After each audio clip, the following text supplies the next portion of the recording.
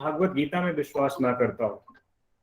तीसरे अध्याय का 15वां श्लोक है, कर्म ब्रह्मोद्भवं विद्धि ब्रह्माक्षरा समुद्भवम् तस्मात् सर्वगतं ब्रह्म नित्यं यच्चे प्रतिष्ठितम्। अर्थात वेदों में नियमित कर्मों का विधान है और ये वेद साक्षात पर ब्रह्म से प्रकट हुए। मतलब ये बहुत ही स्पष्ट है कि वेद ईश्वर की वाणी है। तो फिर कौन सी ऐसी संपदा है जिसके पीछे हम भाग रहे हैं, और वेद में विद्या का क्या महत्व है, उस श्लोक को भी, उस मंत्र को भी हम देखते हैं। ऋग्वेद मंडल 10 सूक्त 71 मंत्र चौथा 4। ओम ऊतत्वः पश्यन्न ददर्श वाचमूतत्वः शृण्वन्न शृणोत्येनाम् उतो त्वस्मै तन्वं विसस्ते जायेव पत्य उषति सुवासा। इसका अर्थ है, जो अविद्वान है वो सुनते हुए नहीं सुनते, देखते हुए नहीं देखते और बोलते हुए नहीं बोलते। अर्थात अविद्वान लोग इस विद्यावाणी के रहस्य को नहीं जान सकते, किंतु जो शब्द अर्थ और संबंध को जानने वाला है उसके लिए विद्या वैसे ही है जैसे सुंदर आभूषण धारण करती हुई पत्नी कामना करती हुई अपने स्वरूप का प्रकाश पति के सामने करती है।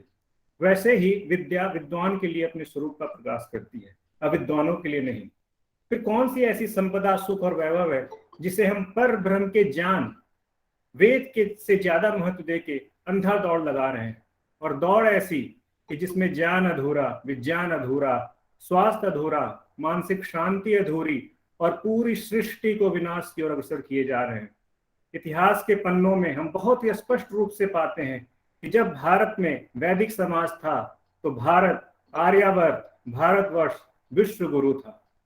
कालांतर में वेद विद्या से विमुख होकर हमारा नैतिक पतन हुआ और चक्रवर्ती राष्ट्र परतंत्र भी हो गया। इससे अधिक पतन और क्या होगा। मैं बस इतना ही कहना चाहता हूं कि वेद ज्ञान और विज्ञान के बिना हम प्रगति तो कर रहे हैं, लेकिन अंधकार की ओर। वेद ज्ञान को पुनः स्थापित कर भारतवर्ष को विश्व गुरु बनाने के लिए फिर से स्थापना करनी होगी गुरुकुल की हर एक गांव में।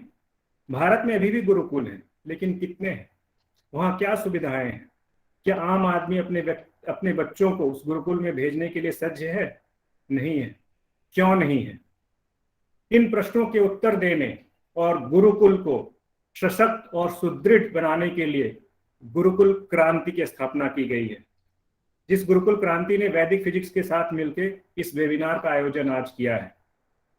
वर्तमान में अनेक गुरुकुल के आचार्य और आचार्य अपना पूरा जीवन वेद और आर्ष विद्या के अध्ययन और अध्यापन में लगाए हुए हैं, बिना किसी आर्थिक लालसा के, बिना किसी प्रशंसा के। उनका जीवन बस अध्ययन और अध्यापन में लगा हुआ है।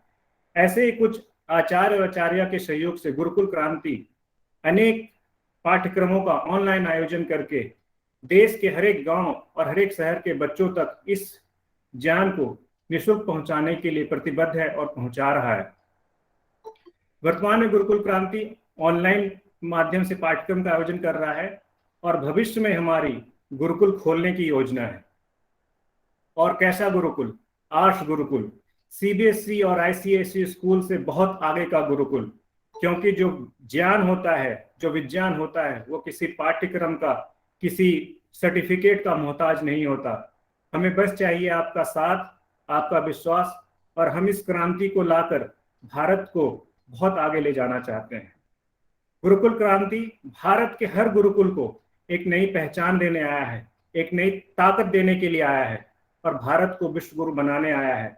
भारत, भा का अर्थ होता है अध्यात्म, विद्या, रत मतलब तल्लीन, और वर्ष का मतलब होता है जहां कामनाओं की वर्षा होती है। यह है भारतवर्ष। तो आइए भारत को भारतवर्ष बनाते हैं, आर्यावर्त बनाते हैं, और इस भारतवर्ष और आर्यावर्त को फिर से विश्व गुरु बनाते हैं। इन्हीं शब्दों के साथ मैं अपने प्रतिभागी जो अपने वक्तव्य रखना चाहते हैं,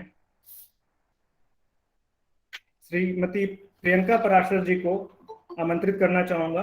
प्रियंका पराशर जी, आप अनम्यूट करके अपनी बातें रख सकती हैं।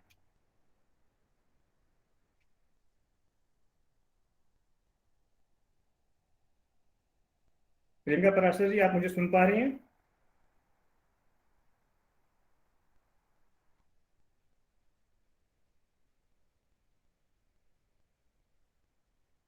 सुधांशु जी, आप मुझे सुन पा रहे हैं? आप अनम्यूट करके उत्तर दें। जी सर। जी सुधांशु जी। सुधांशु जी बिहार कैमूर जिला से हैं और उन्होंने बीएससी में बायोटेक्नोलॉजी में बीएससी किया है और ये अपनी विचार वेद और राष्ट्र विद्या के महत्व पे रखना चाहते हैं। जी सुधांशु जी। जी सर। सबसे पहले सर्वभूतात भूतात्मा कुर्वाणमपि न लिप्यते। मैं सभी लोगों में परमपिता परमेश्वर को देखते हुए सबके चरण स्पर्श करता हूँ। आचार्य जी को भी प्रणाम करता हूँ। मैं अपनी बात प्रारंभ करने से पहले 4 पंक्तियां बोलूंगा कि मौन हो गई अब जिसका कभी बोलबाला था, मौन हो गई अब जिसका कभी बोलबाला था, पूरे धरा को जिसने अपने कंधों पर संभाला था। क्या कहूं और कितना कहूं, किसी को क्या पड़ी है, जिसने कभी सृष्टि चलाया आज वह कोने में खड़ी। यह हमारी वैदिक संस्कृति की इस समय स्थिति है कि जिसने हमें संस्कार दिया, जिसने हमें चलना सिखाया, वह आज कहीं विलुप्त हुई नजर आ रही है। लेकिन इसका कारण है क्या? यह विचारणीय है। इसका कारण कहीं ना कहीं मानव समाज और मानव समाज में रहने वाले लोग हैं। यह बहुत स्पष्ट करना चाहता हूं मैं कि मानव समाज हमें सुख सुविधाओं को भोगने के लिए नहीं मिला। मानव समाज हमें परमपिता परमेश्वर के चरणों में प्रेम करने के लिए मिला है और उसके लिए वेदों की संस्कृति ही वह मार्ग है जो हमें वहां तक पहुंचा सकती है। वेदों में जितने भी मंत्र हैं वह परमपिता परमेश्वर के श्वास हैं। हमें उस मंत्र के महत्व को समझने की आवश्यकता है। हमें उस परमपिता परमेश्वर को प्रणाम करना चाहिए, उस वेद के मंत्र को प्रणाम करना चाहिए और यह समझना चाहिए कि वेद है तो हमारी यह संस्कृति है। वेदों का जो महत्व है, वेद में जो भरपूर ज्ञान है, वह जीवन को कैसे जीना है जो यह सिखलाती है। जीवन को कैसे जीना है जो यह सिखलाती है। ज्योति के जैसे चल पथ को रोशन कर जाती है और इंसान को उसके मूल स्वरूप से हर पल मिलवाती है। भारत के कण कण में बसी वैदिक संस्कृति कहलाती है। यह वेदों में जितने भी मंत्र हैं, वेद के जो विचार हैं, वह सिर्फ उसके इर्द गिर्द भी बैठने का, उसे समझने का मौका मिल जाए तो हमारा यह जीवन धन्य हो जाए। श्रीमद् भगवत गीता में भी अध्याय 17 हो या अध्याय 3 हो, उसमें जगह जगह पर योगेश्वर श्री कृष्ण ने वेदों के महत्व को बहुत अच्छे से बताया है। और यहाँ पर हमारे समाज में कुछ ऐसे अंधविश्वासी जो कभी श्रीमद् भगवत गीता को ऊपर रखते हैं, कभी वेद को ऊपर रखते हैं, कभी पुराण, ऐसे हमें जानकारी नहीं होगी। ऐसे हम अपने मूल स्वरूप से बहुत भटकते हुए रह जाएंगे। और यह मैं बात बहुत स्पष्ट करना चाहता हूं कि श्रीमद् भगवत गीता में भी वेदों की जो मान्यता है बहुत ओम तत्सत, इन तीनों शब्दों के बाद यदि कुछ आता है तो वेद। और जहां तक वेदों के महत्व के बारे में है तो मैं आचार्य जी को हमेशा जैसे सुनता हूं तो उन्होंने जो ओम अग्निमीळे पुरोहितम यज्ञ के बारे में इतनी सुंदर अपना सिद्धांत जो थ्योरी दिया हुआ है, वह यदि गौर से देखे तो आज का मॉडर्न फिजिक्स भी उसके आगे कहीं नहीं रह पाता है। इसलिए अपने इस मानव समाज के जो मुझे मार्ग मिला है, जो हमें मार्ग मिला है, इस मार्ग पर हम वेदों जैसे वाहन पर बैठकर और परम पिता परमेश्वर के चरणों में जा सकें, ऐसी मेरी आकांक्षा है। और ऐसी यह गुरुकुल क्रांति की यही विश्वास, यही आकांक्षा, यही इच्छा इस मंच पर, ऐसा मैं समझता हूं कि यह जो मंच है, हमें इस पर जुड़ने से हमें ऐसा मिल सकता है कि जो हम भूल चुके हैं, जो भटक चुके हैं, जैसे कि गीता के अध्याय 3 में एक श्लोक बोलते हैं श्री कृष्ण की, धूमे नाम मृत्यो मलेन यथा दर्शो मलेन च। जैसे हमारे जो आवृत्ति है चारों ओर, जो धुएं से, धूल से घिरी हुई है, वैसे ही हमारी जो बुद्धि है, हमारा जो ज्ञान है, वह अज्ञान से घिर चुका है। इस कारण से मैं कहना चाहता हूं, स्वामी दयानंद सरस्वती ने बहुत सोच समझ कर यह बोला कि वेदों की ओर लौट चलो। उनका यह वक्तव्य, उनका यह वाक्य अपने आप में मानव समाज को दिखाने वाला एक वह आईना है, जो यह दिखाता है कि यदि वेदों की ओर हम जाते हैं तो इससे हमें कितना, हमारे अंदर की संस्कृति जो है वह किस तरह से पुनः जीवित हो उठेगी, और हमारा जो भारतवर्ष है फिर से विश्व गुरु बन पाएगा। और मैं आशा करता हूं कि यह गुरुकुल क्रांति का यह पहल, यह विश्वास ऐसे ही बना रहे, और ऐसे ही हम लोग लगातार इस मंच से, यहाँ पर आए हुए विद्वत जनों से ऐसी इच्छा रखें कि वह लगातार इस मुहिम को आगे बढ़ाएं, इस कार्यक्रम को आगे बढ़ाएं। और इससे ज्यादा मैं अब क्या बोलूं, वेदों की महिमा जितनी बोली जाए उतनी कम है। इसके बाद इस विषय में जितना भी बोला जाए उतना कम है। और इस अपने वक्तव्य के साथ मैं अपनी वाणी को लगाम देता हूं। बहुत बहुत प्रणाम, बहुत बहुत धन्यवाद। धन्यवाद सुधांशु जी, बहुत ही अच्छा वक्तव्य आपने प्रस्तुत किया। अब मैं आमंत्रित करना चाहूंगा प्रियंका पराशर जी को। प्रियंका पराशर जी खांडवा मध्य प्रदेश से हैं। 2016 में इन्होंने इंजीनियरिंग में स्नातक किया और वर्तमान में सीजीएसटी इंस्पेक्टर का पोस्ट प्राप्त किया है इन्होंने, और ये शास्त्रों का अध्ययन भी करते हैं। प्रियंका पराशर जी, आप कृपया अनम्यूट करके अपना आरंभ करें। सभी को प्रणाम। आचार्य अग्निव्रत नैष्ठिक जी समेत वैदिक फिजिक्स और गुरुकुल क्रांति की समस्त टीम को बहुत बहुत प्रणाम और बहुत बहुत आभार इस सुंदर आयोजन के लिए, और उसमें मुझे प्रस्तुति करने का जो है अवसर प्रदान करने के लिए। और सभी आर्यजनों को भी मैं प्रणाम करती हूँ, उपस्थित सभी। विषय है वर्तमान समय में वेद और आर्ष ज्ञान का महत्व। शिक्षा व्यवस्था समाज का दर्पण है। जैसी शिक्षा व्यवस्था होगी वैसे ही डॉक्टर, इंजीनियर, अधिकारी, नेता, व्यापारी आदि हमारे समाज से निकलेंगे। भ्रष्ट, पद दलित, असत्य, अधर्म युक्त, चरित्रहीन समाज शिक्षा व्यवस्था की पथ भ्रष्टता का परिचायक है। समाज पतनोन्मुख है, अर्थात निसंदेह शिक्षा पतनकारी है। मैकॉले की भारत में शिक्षा को लेकर जो अवधारणा थी वह बहुत हद तक सफल होती सी दिखाई दे रही है, जिसने भारत के जनमानस की विचार शक्ति को क्षीण करके रख दिया है। रोग घटने के स्थान पर बढ़ रहे हैं, तो आधुनिक चिकित्सा रोग नाशक हुई अथवा रोगवर्धक। बेरोजगारी, गरीबी बढ़ रही है, तो आधुनिक शिक्षा कौशल वर्धक हुई अथवा कौशल नाशक। जल, वायु, अन्न विष युक्त हो रहे हैं, तो आधुनिक तकनीकी विकास सदगति करने हारा है अथवा दुर्गति करने हारा। सरकारों में भ्रष्टाचार बढ़ रहा है, करोड़ों लोगों के न्याय लंबित हैं, तो आधुनिक संविधान न्यायकारी है अथवा अन्यायकारी। केवल और केवल भौतिकता में लिप्तता व आध्यात्म को पूर्णतया उपेक्षित करने का परिणाम हुआ कि हमने अपने जीवन के आलंबन अर्थात प्रकृति को ही दूषित कर डाला, और उससे भी अधिक हमने समाज को आत्मिक रूप से दूषित किया है, अव्यवस्थित कर दिया है।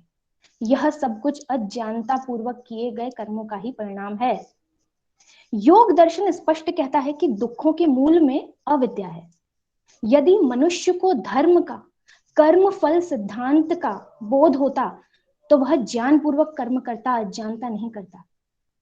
अविद्या का परिणाम बिल्कुल वैसा ही है जैसा पैर पर कुल्हाड़ी मारने पर होता है। यदि यह अविद्यापूर्ण किए हुए कर्म है तो फिर विद्या क्या है? यथार्थ ज्ञान ही विद्या है। जिस प्रकार धरती गोल है, अग्नि जलाती है, बर्फ ठंडा करती है इत्यादि स्वाभाविक सत्य है, इसमें आपस में किसी का मतभेद नहीं है, मतभेद रहित है, यही विद्या है। तो ऐसी सार्वभौमिक विद्या का स्रोत क्या है? हमें कहां पर इस प्रकार की विद्या प्राप्त होगी? इतिहास साक्षी है कि महाभारत के पश्चात जितने मतांतरों का प्रादुर्भाव हुआ उतनी अधिक अज्ञानता, दुर्व्यसन, व्यापाचार बढ़ा है, और जब जब वैदिक व्यवस्था रही तब तब उन्नति के शिखर पर रहा है। तो वे स्रोत कौन से हैं? वेद ही वे स्रोत है जिनमें उन समस्त विद्याओं का समावेश है जो मनुष्यों के लिए उपलब्ध संसाधनों के समुचित उपयोग से सर्वांगीण विकास अर्थात अभ्युदय और निश्रेयस तक पहुंचा सके।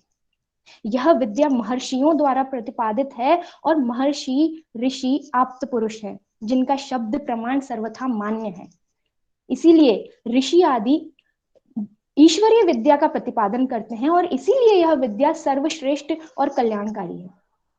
और इस विद्या के प्रचार का एकमात्र अनिवार्य साधन है अधिक से अधिक आर्ष गुरुकुलों का निर्माण। जब गुरुकुलों से धर्मज्ञ व कर्तव्यनिष्ठ आर्य आर्याएं प्रत्येक वर्ण में जाएंगे, तब धन धान्य संपन्न और चरित्र संपन्न समाज और विश्व का निर्माण हो सकेगा। इसीलिए यदि विश्व को अधोगति से बचाना है तो गुरुकुलों की स्थापना करना समस्त आर्यजनों का ध्येय होना चाहिए, यह मुख्य संकल्प होना चाहिए। और मैं आशा करती हूँ कि आप सभी की सहभागिता से मैं भी इस महायज्ञ में अपनी एक आहुति दे सकूं। बहुत बहुत धन्यवाद। ओम। बहुत बहुत धन्यवाद प्रियंका जी, बहुत अच्छा वक्तव्य दिया। अब हमारे अतिथि प्रोफेसर वी के अलंकार जी जुड़ चुके हैं। प्रोफेसर वी के अलंकार जी का मैं परिचय देना चाहूँगा। V K Alankar ji professor हैं, chairperson head department of Sanskrit, chairperson director Dayanand chair of Vedic studies Punjab university Chandigarh में, DLitt Mimamsa fellowship, PhD Sanskrit grammar, MPhil Sanskrit gold medal, MA in Sanskrit, Acharya in Sahitya, advance diploma in Russian, advance course in Prakrit, MA इन वैदिक literature. List बहुत लंबी है।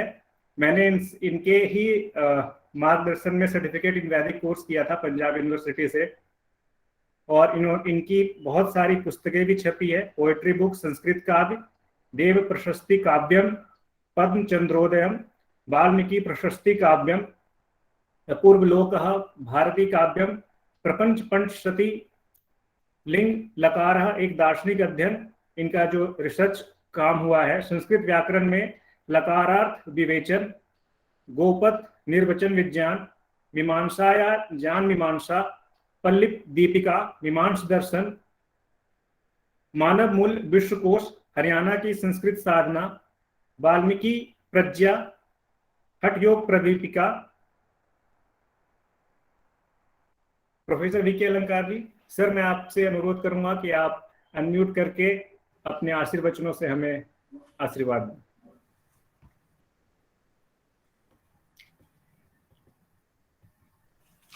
जी धन्यवाद हिमांशु जी।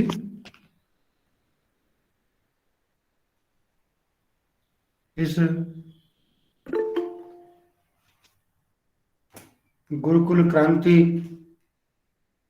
के सत्र में जुड़े हुए सभी विद्वान मित्रों,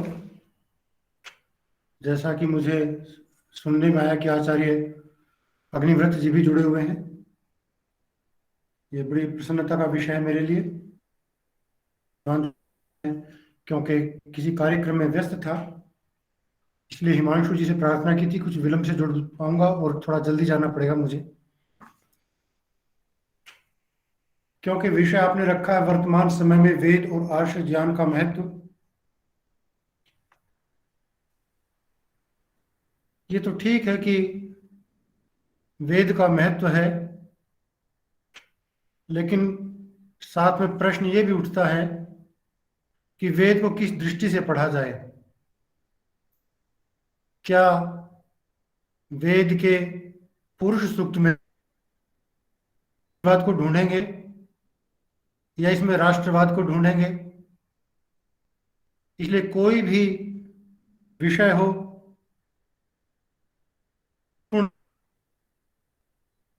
में जिस सामने आई है उसके अधिकृत विद्वान उसकी व्याख्या करें, और इसीलिए करीब 150 वर्ष पहले या ऋषि दयानंद के समय कहना चाहिए, एक नई चेतना हमारे बीच में आई और उस चेतना का नाम आर्ष पद्धति आया। ऋषियों के ग्रंथ हैं तो ऋषियों के तरीके से पढ़ेंगे, यदि वाल्मीकि का ग्रंथ है तो वाल्मीकि के तरीके से पढ़ा जाए, यदि कालिदास का ग्रंथ है तो कालिदास के तरीके से पढ़ा जाए, कोई मेरा ग्रंथ है तो मेरे तरीके से पढ़ा जाए, ये बड़ी व्यवहारिक बात है। शास्त्र जो है विपरीत तब पढ़ता है जब उसका मकसद कुछ और था, उद्देश्य कुछ और था, और उसको हम अपने तरीके से पढ़ने लग जाएं, पृष्ठभूमि मालूम ना हो तो अर्थ का अनर्थ हो जाएगा। इसलिए अकेला शास्त्र ज्ञान, अकेला वैदिक ज्ञान हमारे किसी काम का नहीं है यदि उसको उसी शैली से ना पढ़ा जाए। और उसी शैली से पढ़ने की आदत पड़ गई तो उससे बढ़िया कोई अमृत का स्रोत भी नहीं है। ये बड़े संयोग और सौभाग्य की बात है कि पिछले शताब्दी में 1819वीं शताब्दी में एक ऐसे योगी का जन्म हुआ और उन्होंने हमारा ध्यान इस तरफ डाला कि ऋषियों को ऋषियों के तरीके से पढ़ा जाए, और कुछ बात समझ में ना भी आती हो, यदि ये शंका पैदा हो भी जाए कौन सा ग्रंथ ऋषियों का है और कौन सा ग्रंथ ऋषियों का नहीं है, तो एक मोटी सी पहचान भी हमें दिखाई दी और हम इस निर्णय पर पहुंचे कि जहां बहुत सारे देवताओं को प्रसन्न करने का रिवाज हो तो वो शायद ऋषियों का ग्रंथ तो नहीं है। क्योंकि ऋषियों की परंपरा तो यही है कि या तो अथ से आरंभ होते हैं या ओम से आरंभ होंगे, और इसमें सत्यार्थ प्रकाश में भी या दूसरे ग्रंथों में भी ये उदाहरण दिए गए कि अथा तो धर्म जिज्ञासा, अथ शब्दानुशासनम। तो ये एक मोटी सी पहचान हमें मिल गई, और ये मोटी पहचान मिल गई तो पता लग गया कि ऋषियों के ग्रंथ कौन से हैं और साधारण व्यक्तियों के ग्रंथ कौन से हैं। साधारण व्यक्तियों के ग्रंथों का लाभ उठाना ही चाहिए, इसमें कोई विवाद नहीं, लेकिन जब उसका पूरा अर्थ लेना है, यदि हमें ये जानना है कि वेद केवल हिंदुओं का तथा, क्योंकि आजकल हिंदू शब्द चल पड़ा, हिंदुओं का ग्रंथ नहीं है, यदि यह जानना है कि वेद केवल भारतीयों का ग्रंथ नहीं है, ये वेद पूरे ब्रह्मांड का ग्रंथ है, तो फिर हमें उस शैली में जाना पड़ेगा।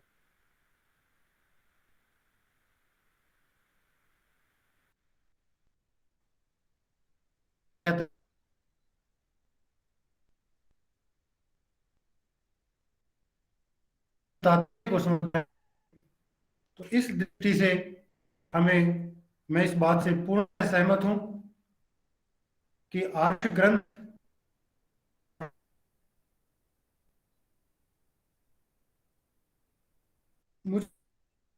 मैं देख रहा था, ग्रंथ का नाम है सूर्य सिद्धांत।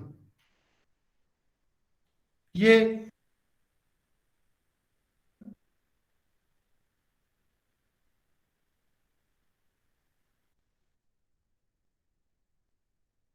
इलाहाबाद से प्रकाशित हुआ है। इसकी भूमिका मैं पढ़ रहा हूं केवल 2 लाइन,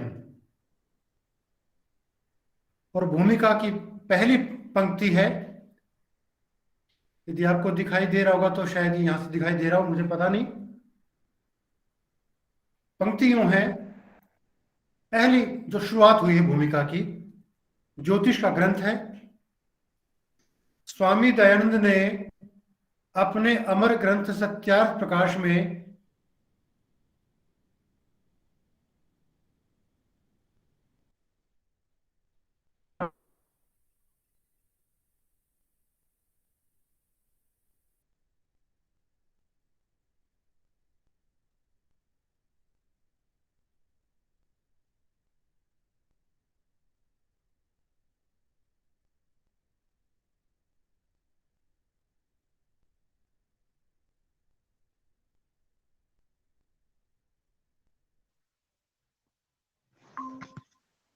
आचार्य जी की आवाज आनी बंद हो गई है। कुछ नेटवर्क की प्रॉब्लम आ गई थी शायद। ये मैं दोबारा पढ़ देता हूं, 3 पंक्तियां केवल। ये लिखने वाला कोई आर्य समाजी नहीं है, ये ग्रंथ किसी ने छापा, किसी ने व्याख्या की, लेकिन आधुनिक शिक्षा पद्धति को लेकर के और प्राच्य ऋषि परंपरा को लेकर के जो एक क्रांति दर्शन दिया जिसे हम गुरुकुल क्रांति भी कह सकते हैं, जिसे वैदिक विद्या की क्रांति भी कह सकते हैं, उस संदर्भ में इस वाक्य को मैं पढ़ना चाह रहा हूं, आपके सामने दोबारा प्रस्तुत कर देता हूं। स्वामी दयानंद ने अपने अमर ग्रंथ सत्यार्थ प्रकाश में 1874 ईस्वी में विद्यालयों के स्नातकों के पठन पाठन का एक समग्र पाठ्यक्रम दिया। इस पाठ्यक्रम का एक ऐतिहासिक महत्व है, क्योंकि ऋषि दयानंद की इस आयोजना से पूर्व इस देश में पाठ्यक्रमों की कोई सर्वांगीण पद्धति न थी। 1858 ईस्वी में देश में 3 विश्वविद्यालय खुले हुए थे, कलकत्ता, मद्रास और मुंबई के। ये बात मैं इसलिए बताना चाह रहा हूं कि जो दयानंद की परंपरा के लोग नहीं हैं, वो भी स्वीकार करते हैं कि भारत के अंदर ऋषि परंपरा की एक वैज्ञानिक पद्धति दयानंद सरस्वती ने दी। इसलिए हम इस परंपरा को समझने के लिए दयानंद सरस्वती की सहायता ले सकते हैं, क्योंकि जहां दृष्टि होती है उससे मार्ग प्रशस्त होता है। अब यूं तो दयानंद सरस्वती के समय में भी आप देखेंगे इस देश में संस्कृत के अध्यापकों की कोई कमी नहीं थी, बड़े बड़े शास्त्र के पंडित थे। लेकिन ऐसा क्या हुआ कि 1870 के बाद अचानक इस देश के अंदर क्रांति की, देश की आजादी की मशाल जल उठी। आप ध्यान दीजिएगा, 1870 से पहले शायद आपको देश के बारे में एक आध स्वतंत्रता का गीत भी ना मिले किसी भी भाषा में। और एक ऐसी आंधी आई जब दयानंद सरस्वती इस क्रांति जगत में उतरे कि यहां पर हर भाषा के अंदर देश की स्वतंत्रता के स्वर उठने लगे। इसका अभिप्राय क्या हुआ, जब हम ऋषियों की पद्धति से पढ़ेंगे तो हमारे भीतर स्वाभिमान पैदा होगा, क्योंकि जिसका स्वाभिमान मर जाता है वो अध्ययन अध्यापन किसी काम का नहीं होता। तो मैं इस बात के लिए बधाई देना चाहूंगा अपने सारे साथियों को जिन्होंने इस गुरुकुल क्रांति की संकल्पना की है। हालांकि ये संकल्पना करीब 1902 में हो चुकी थी स्वामी श्रद्धानंद के द्वारा, लेकिन फिर भी जैसे बहुत सारे उथल पुथल होते रहते हैं, उसके अंदर नई आहुति की आवश्यकता पड़ेगी और आप लोग इसमें नई आहुति डाल रहे हैं। मैं समझता हूं आप सब लोग बड़े बधाई के पात्र हैं और देश के लिए ऐतिहासिक बात होगी, नए युग का निर्माण होगा। मैं आप सबको इसके लिए साधुवाद देता हूं और अपनी शुभकामनाएं अर्पित करता हूं। मेरा जहां पर सहयोग आपको अपेक्षित हो, मैं आपके साथ खड़ा हूं। मैं अपने वक्तव्य को विराम देता हूं।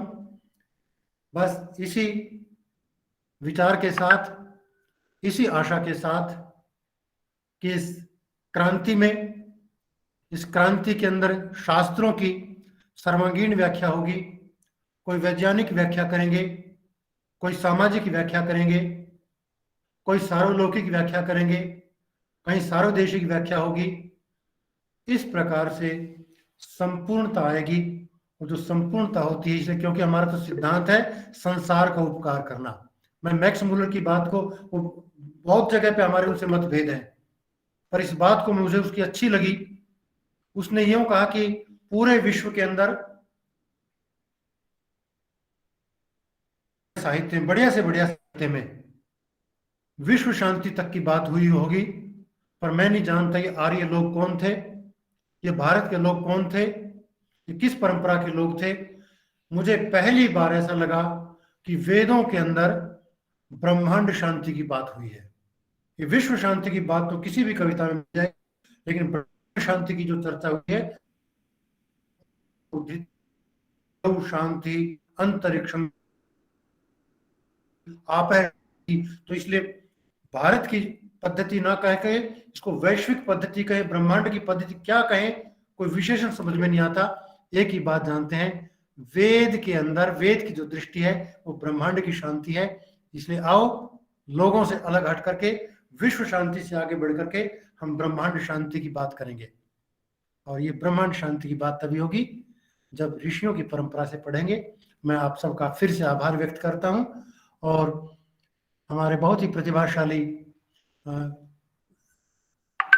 साथी जिन्होंने मुझे, हिमांशु जी ने जोड़ा है, मैं उनका आभार प्रकट करता हूं कि मुझे अपनी बात आपसे साझा करने का मौका मिला और आप सबके दूर हुए पर दर्शन करने का सौभाग्य मिला। आप सबका हार्दिक धन्यवाद। ओम शांति। बहुत बहुत धन्यवाद सर, आप आए और आपने हमारा निवेदन स्वीकार किया, इसके लिए हम आपके बहुत आभारी हैं। और आपने बिल्कुल एक नया दृष्टिकोण दिया और हमें अपने आशीर्वचनों से आशीर्वाद दिया, हम आपके बहुत बहुत आभारी हैं। अब मैं आप लोगों का परिचय कराना चाहूंगा गुरुकुल क्रांति के मार्गदर्शक आचार्य विवेक वरुण जी से। आचार्य विवेक वरुण जी दर्शन योग महाविद्यालय रोजर से स्नातक हैं और दर्शनाचार्य हैं। आचार्य विवेक वरुण जी के सहयोग में गुरुकुल क्रांति अनेक पाठ्यक्रमों का ऑनलाइन आयोजन कर रहा है, जैसे वर्णोच्चारण शिक्षा, व्यवहार भानु, रचनानुवाद कौमुदी, अष्टाध्यायी सूत्र पाठ एवं प्रथमावृत्ति, सत्यार्थ प्रकाश, सांख्य दर्शन, वाल्मीकि रामायण, आयुर्वेद, दिव्य दृष्टि इत्यादि। ये कक्षाएं ऑनलाइन सप्ताह के किसी न किसी दिन होते रहती है, कुछ एक कक्षा सोमवार को, एक कक्षा रविवार को, ऐसे ऐसे है। मैं आचार्य जी से निवेदन करूंगा कि आचार्य जी कृपया अपना वक्तव्य हम लोगों के सामने रखें।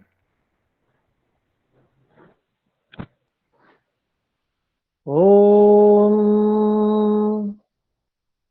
तमित्सखित्व ईमहे तं राये तं सुवीर्ये सशक्र उत नः शकत् इन्द्रो वसुदयमानः इन्द्रो वसुदयमानः इन्द्रो वसुदयमानः। ओम। आप सब गुरुकुल क्रांति मंच के आग्रह पे यहाँ एकत्र हुए, उसके लिए मैं सभी का, श्रोताओं का और विद्वानों का स्वागत करता हूं।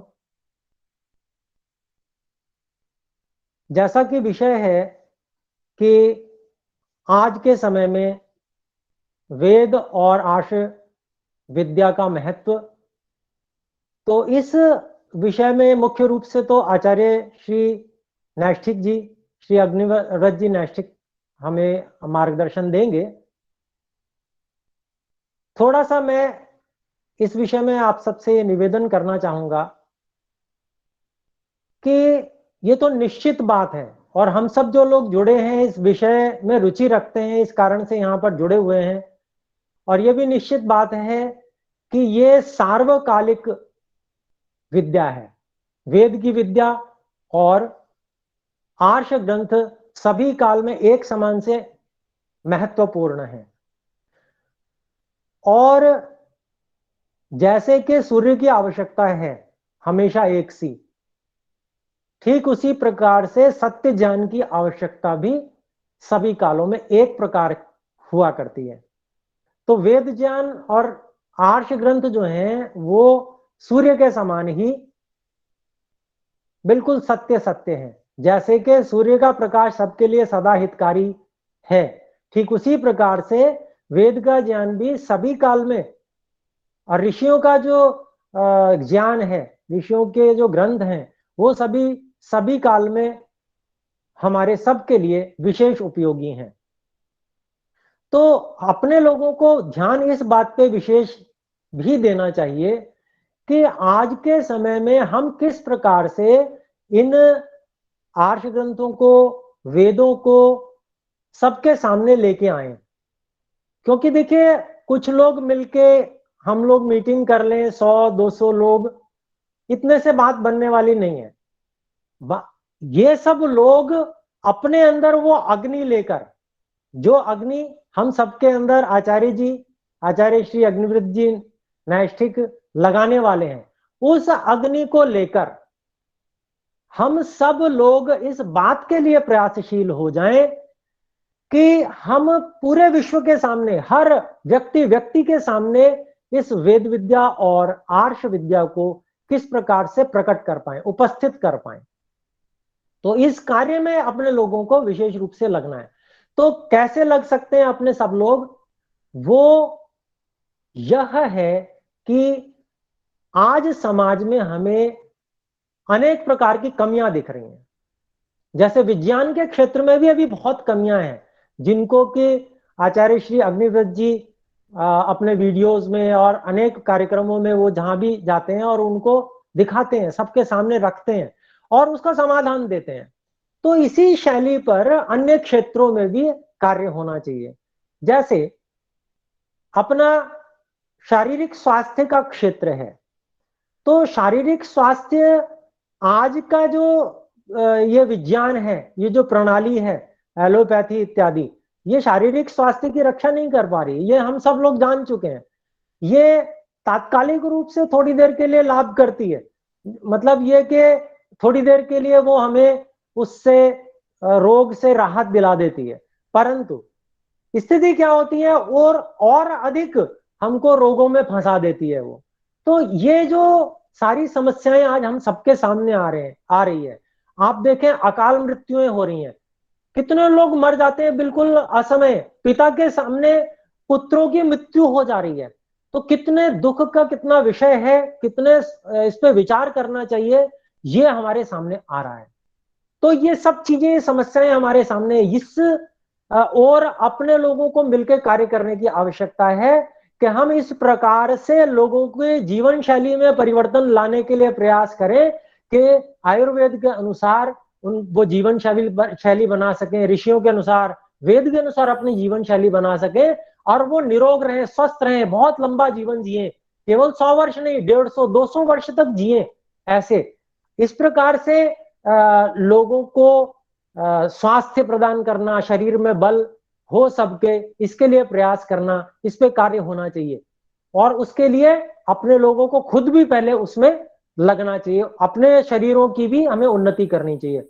इसी प्रकार से आज अपने को देखने में यह आ रहा है कि आज ब्रह्मचर्य का पालन प्रायः नहीं हो पा रहा है, बच्चों तक में नहीं हो पा रहा है। तो ये एक बहुत बड़ी समस्या है, जिसके कारण से शारीरिक क्षमताएं भी बहुत कम होती चली जा रही हैं, बीज नष्ट होता जा रहा है, बीज की जो क्वालिटी है वो बहुत खराब होती चली जा रही है, जिससे कि छोटे बच्चे जो उत्पन्न हो रहे हैं उनमें भी डायबिटीज आदि बिल्कुल इस तरह की समस्याएं बहुत अधिक देखने में आ रही हैं। तो ये जितनी भी समस्याएं हमारे सामने आ रही हैं, इनका सबका समाधान कि किस प्रकार से कोई व्यक्ति पूर्ण रूप से ब्रह्मचारी रह सकता है, वो जितेंद्रिय किस प्रकार से रह सकता है, ये सारे विषय ऐसे हैं जो आज जिनकी ओर किसी का ध्यान नहीं है।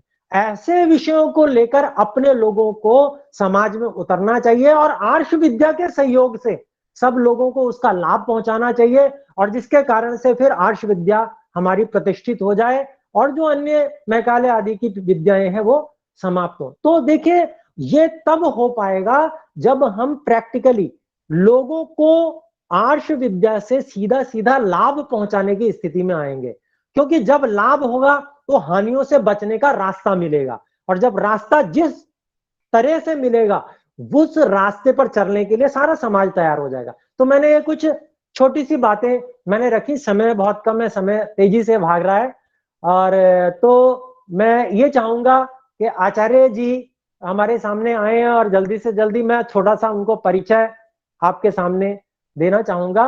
और आचार्य श्री अग्निव्रत जी नैष्ठिक से मेरा परिचय लगभग 22-23 वर्ष से पुराना है, क्योंकि जिस समय मैं दर्शन योग महाविद्यालय आर्यवन रोजन में अंतेवासी था आचार्य ज्ञानेश्वर जी, उपाध्याय विवेक भूषण जी का, उस समय में हम में से किसी ने अनम्यूट किया है, मैं चाहूंगा कि वो म्यूट करें क्योंकि आवाज गूंज रही है। तो मैं आपसे ये निवेदन कर रहा था कि आचार्य जी जो है उस समय वो व्याकरणाचार्य थे और हम लोग वहां पर अध्ययन करते थे। तो उस समय में वहां पर आचार्य जी आया करते थे दर्शन योग महाविद्यालय में, हम लोग वहां अध्ययन कर रहे थे, तो आप वहां साधना की दृष्टि से और अध्ययन आदि जो भी आपका रहता होगा उसकी दृष्टि से वहां आते थे, और हम लोगों को एक दो बार कभी आपका प्रवचन वहां भी सुनने का अवसर प्राप्त हुआ। तो तभी से मैं आचार्य जी को जानता हूं, शायद आचार्य जी भी परिचित होंगे, हो सकता है चेहरा उनको मेरा ध्यान आ रहा हो। तो आचार्य जी का परिचय यही है कि आचार्य जी एक तो नैष्ठिक ब्रह्मचारी हैं। तो नैष्ठिक ब्रह्मचारी का अभिप्राय क्या होता है, इस बात को अपने लोगों को समझना चाहिए। जिसने स्वयं निष्ठा से आजीवन ब्रह्मचर्य का व्रत लिया हो, यह जो ब्रह्मचर्य का व्रत है, यह अपने आप में महर्षि लाखों करोड़ों नहीं अरबों में से इक्का दुक्का व्यक्ति ऐसा होता है जो इस व्रत के निर्वाह में सक्षम होता है। तो वो व्रत को लेकर चलने वाले आचार्य जी हैं। एक तो ये अपने को समझना चाहिए कि एक महान व्यक्तित्व जिनसे हमारा परिचय होने वाला है और जिनकी वाणी से हम कृतकृत्य होने वाले हैं, इस बात को अपने को समझना चाहिए। फिर दूसरी बात, आप व्याकरणाचार्य मथुरा गुरुकुल से हैं, ये मैं आपसे पीछे निवेदन कर ही चुका। इसके अलावा आचार्य जी अपनी रुचि, अपनी पहले विज्ञान के आप विद्यार्थी रह चुके हैं, तो उसी क्षेत्र में, विज्ञान के क्षेत्र में आपका स्वाध्याय फिजिक्स में विशेष रूप से बहुत गहरा स्वाध्याय आपने बहुत अच्छा किया है। मैं तो उतना नाम भी नहीं जानता, क्वांटम फिजिक्स और पता नहीं कितने कितने प्रकार के फिजिक्स मेरे पास में परिचय आए हुआ आचार्य जी का, तो मैंने उसको देखा, तो सब प्रकार की जितनी प्रकार के फिजिक्स और साइंस है वो सब आपने स्वाध्याय के माध्यम से पढ़ा हुआ। इतना ही नहीं बल्कि बड़े बड़े वैज्ञानिकों के बीच में बैठकर आपने प्रवचन किए हैं और उन सब लोगों को उनका मार्गदर्शन किया है, उनके बीच में उनसे प्रश्न किए हैं, उनके प्रश्नों का समाधान किया है। इस प्रकार से आचार्य जी मतलब बहुत विशेष कार्य विज्ञान के विषय में कर रहे हैं। और जो एक विशेष बात जो और मुझे आपका परिचय करने में बतानी है, यद्यपि उनका परिचय इतना लंबा है कि मैं पूरा वर्णन नहीं कर पाऊंगा, समय कम है, लेकिन मैं जो विशेष विशेष बातें उनको मैं बताना चाहता हूं कि आचार्य जी ने ऐतरेय ब्राह्मण का वैज्ञानिक भाष्य ये किया है, जो कि बहुत लोकप्रिय हो रहा है। और जो मुझसे जुड़े हुए जितने लोग हैं वो भी जितना जितना उसका वो स्वाध्याय करते हैं, जितना भी उन्होंने पढ़ाया उतना करके उन्होंने उसकी मुझसे भी प्रशंसा की है, और मेरी भी इच्छा है कि मैं उसको पढ़ूं। तो ऐसा आचार्य जी, और एक और जो कार्य महान जो करने जा रहे हैं आचार्य जी, वो ये है कि वे निरुक्त का वैज्ञानिक भाष्य भी कर रहे हैं। तो वो एक तरह से इस समय विशेष पूरे समाज के मार्गदर्शक के रूप में हमारे सामने हैं, और यहां तक कि एक ऋषि के रूप में लोग उनको मानने लगे हैं, उनके जीवन काल में उनको ऋषि के रूप में भी कहने लगे हैं लोग। ऐसा भी मैं अनेक जगह पे देखता पढ़ता हूं। तो मैं आचार्य जी से अब क्योंकि देखिए सूर्य का परिचय सूर्य ही स्वयं देता है, उसका परिचय और कोई नहीं दे सकता। तो मैं अब समय अधिक ना लेता हुआ और एक निवेदन और आचार्य जी से मैं करना चाहूंगा, आचार्य अग्निदत्त जी नैष्ठिक से, कि समय यद्यपि बढ़ रहा है लेकिन 30 मिनट सामान्य रूप से कम आपके लिए हैं। इसके अतिरिक्त भी आपको यदि अधिक लगता है कि ये कम हो रहा है और आपको हम सबका मार्गदर्शन करना है और जितने लोग उपस्थित हैं उन सबको बताना है, आप 40 मिनट 50 मिनट जितना आप कहना चाहें, जितने आपके अमृत वचन सबको मिल पाए, ऐसा मैं आपसे प्रार्थना करूंगा, निवेदन करूंगा। और मैं समय ना लेता हुआ मैं प्रार्थना करूंगा आचार्य जी अनम्यूट होकर और हम सबका मार्गदर्शन करें।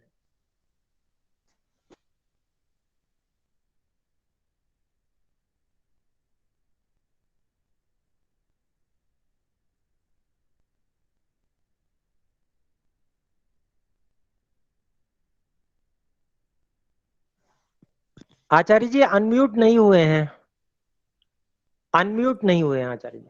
ओम यो भूतं च भव्यं च सर्वं यश्चाधितिष्ठति स्वर्यस्य च केवलं तस्मै ज्येष्ठाय ब्रह्मणे नमः। आप सभी का बहुत बहुत अभिनंदन। पहली बार आपने बहुत ज्यादा प्रशंसा की, अपने लोग किया ही करते हैं। ऋषि नहीं कहे तो अच्छा है, ऐसा कहना मुझे अच्छा नहीं लगता, इससे ऋषियों की गरिमा कम होती है। वेद और आर्ष ज्ञान का वर्तमान में महत्वपूर्ण विषय है। वेद नाम सुनते ही ऐसा लगता है कि अधिकांश लोगों के ये कोई कर्मकांड का ग्रंथ है जो हिंदुओं का है, और हिंदुओं ने भी अधिकांश ने ये आर्य समाज के दायरे में डाल दिया कि उनका है। वेद को सुनते समय नाम सारे विश्व में सुना जाता है। कुछ आदर की दृष्टि से देखते हैं, कुछ चमत्कार की दृष्टि से देखते हैं, कुछ निंदा की दृष्टि से देखते हैं, सभी तरह के लोग हैं। लेकिन चर्चा वेद की सब जगह। जिस ग्रंथ की चर्चा सबसे अधिक हो,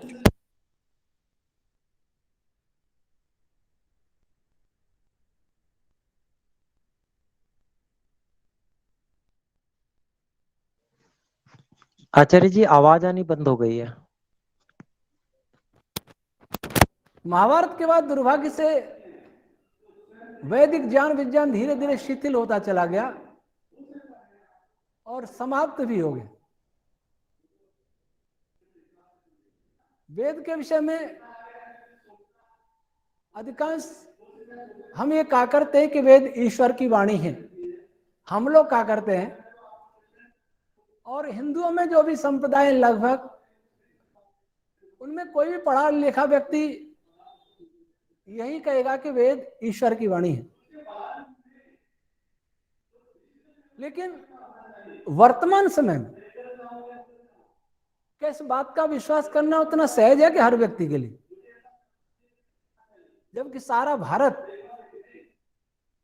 यूरोप, अमेरिका आदि देशों से इतना प्रभावित है कि वो उनका पूरी तरह से बौद्धिक दास है। कभी कभी मुझे लगता है कि संसार को कोई एक व्यक्ति चला रहा है। अभी कोरोना में देखें आप, एक जैसे नियम सारे विश्व में चल रहे हैं, एक जैसा झूठ सब जगह बोला जा रहा है, मीडिया भी एक जैसी खबरें दिखा रहा है, साइंटिस्ट भी एक जैसी भाषा बोल रहे हैं, राजनेता भी पक्ष विपक्ष सभी एक जैसी भाषा बोल रहे हैं। ऐसा कौन है जो सारे देशों को निर्देश दे रहा है? प्रश्नकर्ताओं के किसी प्रश्न का उत्तर नहीं दिया जा रहा है। मैंने भी बहुत पूछे, आपने मेरे वीडियो देखे होंगे, और अभी मैंने संयुक्त राष्ट्र महासचिव को एक पत्र लिखा है, वो भी आप हमारी साइट पर पढ़ सकते हैं। संयुक्त राष्ट्र संघ एजेंडा 2030 समस्या समाधान। समस्या समाधान इसलिए लिखा क्योंकि कठोर लिखते तो शायद किसी को बुरा लगता है, इसलिए शीर्षक में समस्या समाधान। वास्तव में एजेंडा 2030 का वो पोस्टमार्टम है। वो पुस्तक रूप में छपी है, हार्ड कॉपी मैंने बहुत जगह भेजी, सारी दुनिया को भेजी, भारत के सभी सांसदों, राज्यसभा, लोकसभा, सभी मंत्री, सभी मुख्यमंत्री, सभी राज्यपाल, सभी मुख्य सचिव राज्यों के, सभी पुलिस महानिदेशक। लेकिन ऐसा सन्नाटा है, ऐसा लगता है कि कोई और चला रहा है जो बाहर रहता है इस देश के। केवल हमें नहीं चला रहा, सारे संसार को चला रहा है। सारे संसार में अराजकता तो आपने सुनी होगी। अराजकता,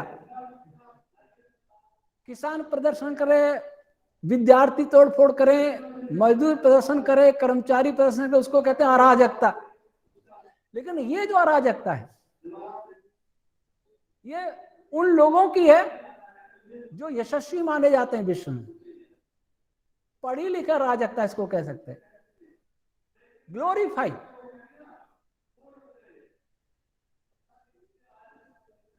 तो ऐसा लग रहा है कि तो जिस समय सभी दुनिया के देश या दुनिया के सभी देश किसी एक नियम पर चल रहे हो, किसी एक प्रवाह में बह रहे हो, किसी की कोई बात सुनने वाला नहीं हो, वहां ये कहें कि वेद भगवान की, वो ईश्वर की वाणी है, कौन विश्वास करेगा? अच्छा, ऐसा नहीं भी हो रहा होता तो भी मैकाले की शिक्षा पढ़ पढ़ करके, वही समाचारों में सुन करके, प्रिंट मीडिया हो, इलेक्ट्रॉनिक मीडिया हो, सोशल मीडिया हो, सब जगह हमें ऐसा लग रहा है कि हम कुछ नहीं है। ऐसा लग रहा है हम कुछ नहीं है, सब कुछ बाहरी है। हर कानून के लिए, साइंस के लिए, टेक्नोलॉजी के लिए, सामाजिक परंपराओं के लिए, यहां तक कि अपनी वेशभूषा के लिए, अपनी खान पान के लिए, हम उनको देखते हैं जो अमेरिका में रहते हैं, यूरोप में रहते हैं, जो रूस, ऑस्ट्रेलिया आदि देशों में, चीन में रहते हैं, क्योंकि हमारे मन में एक धारणा घर कर गई है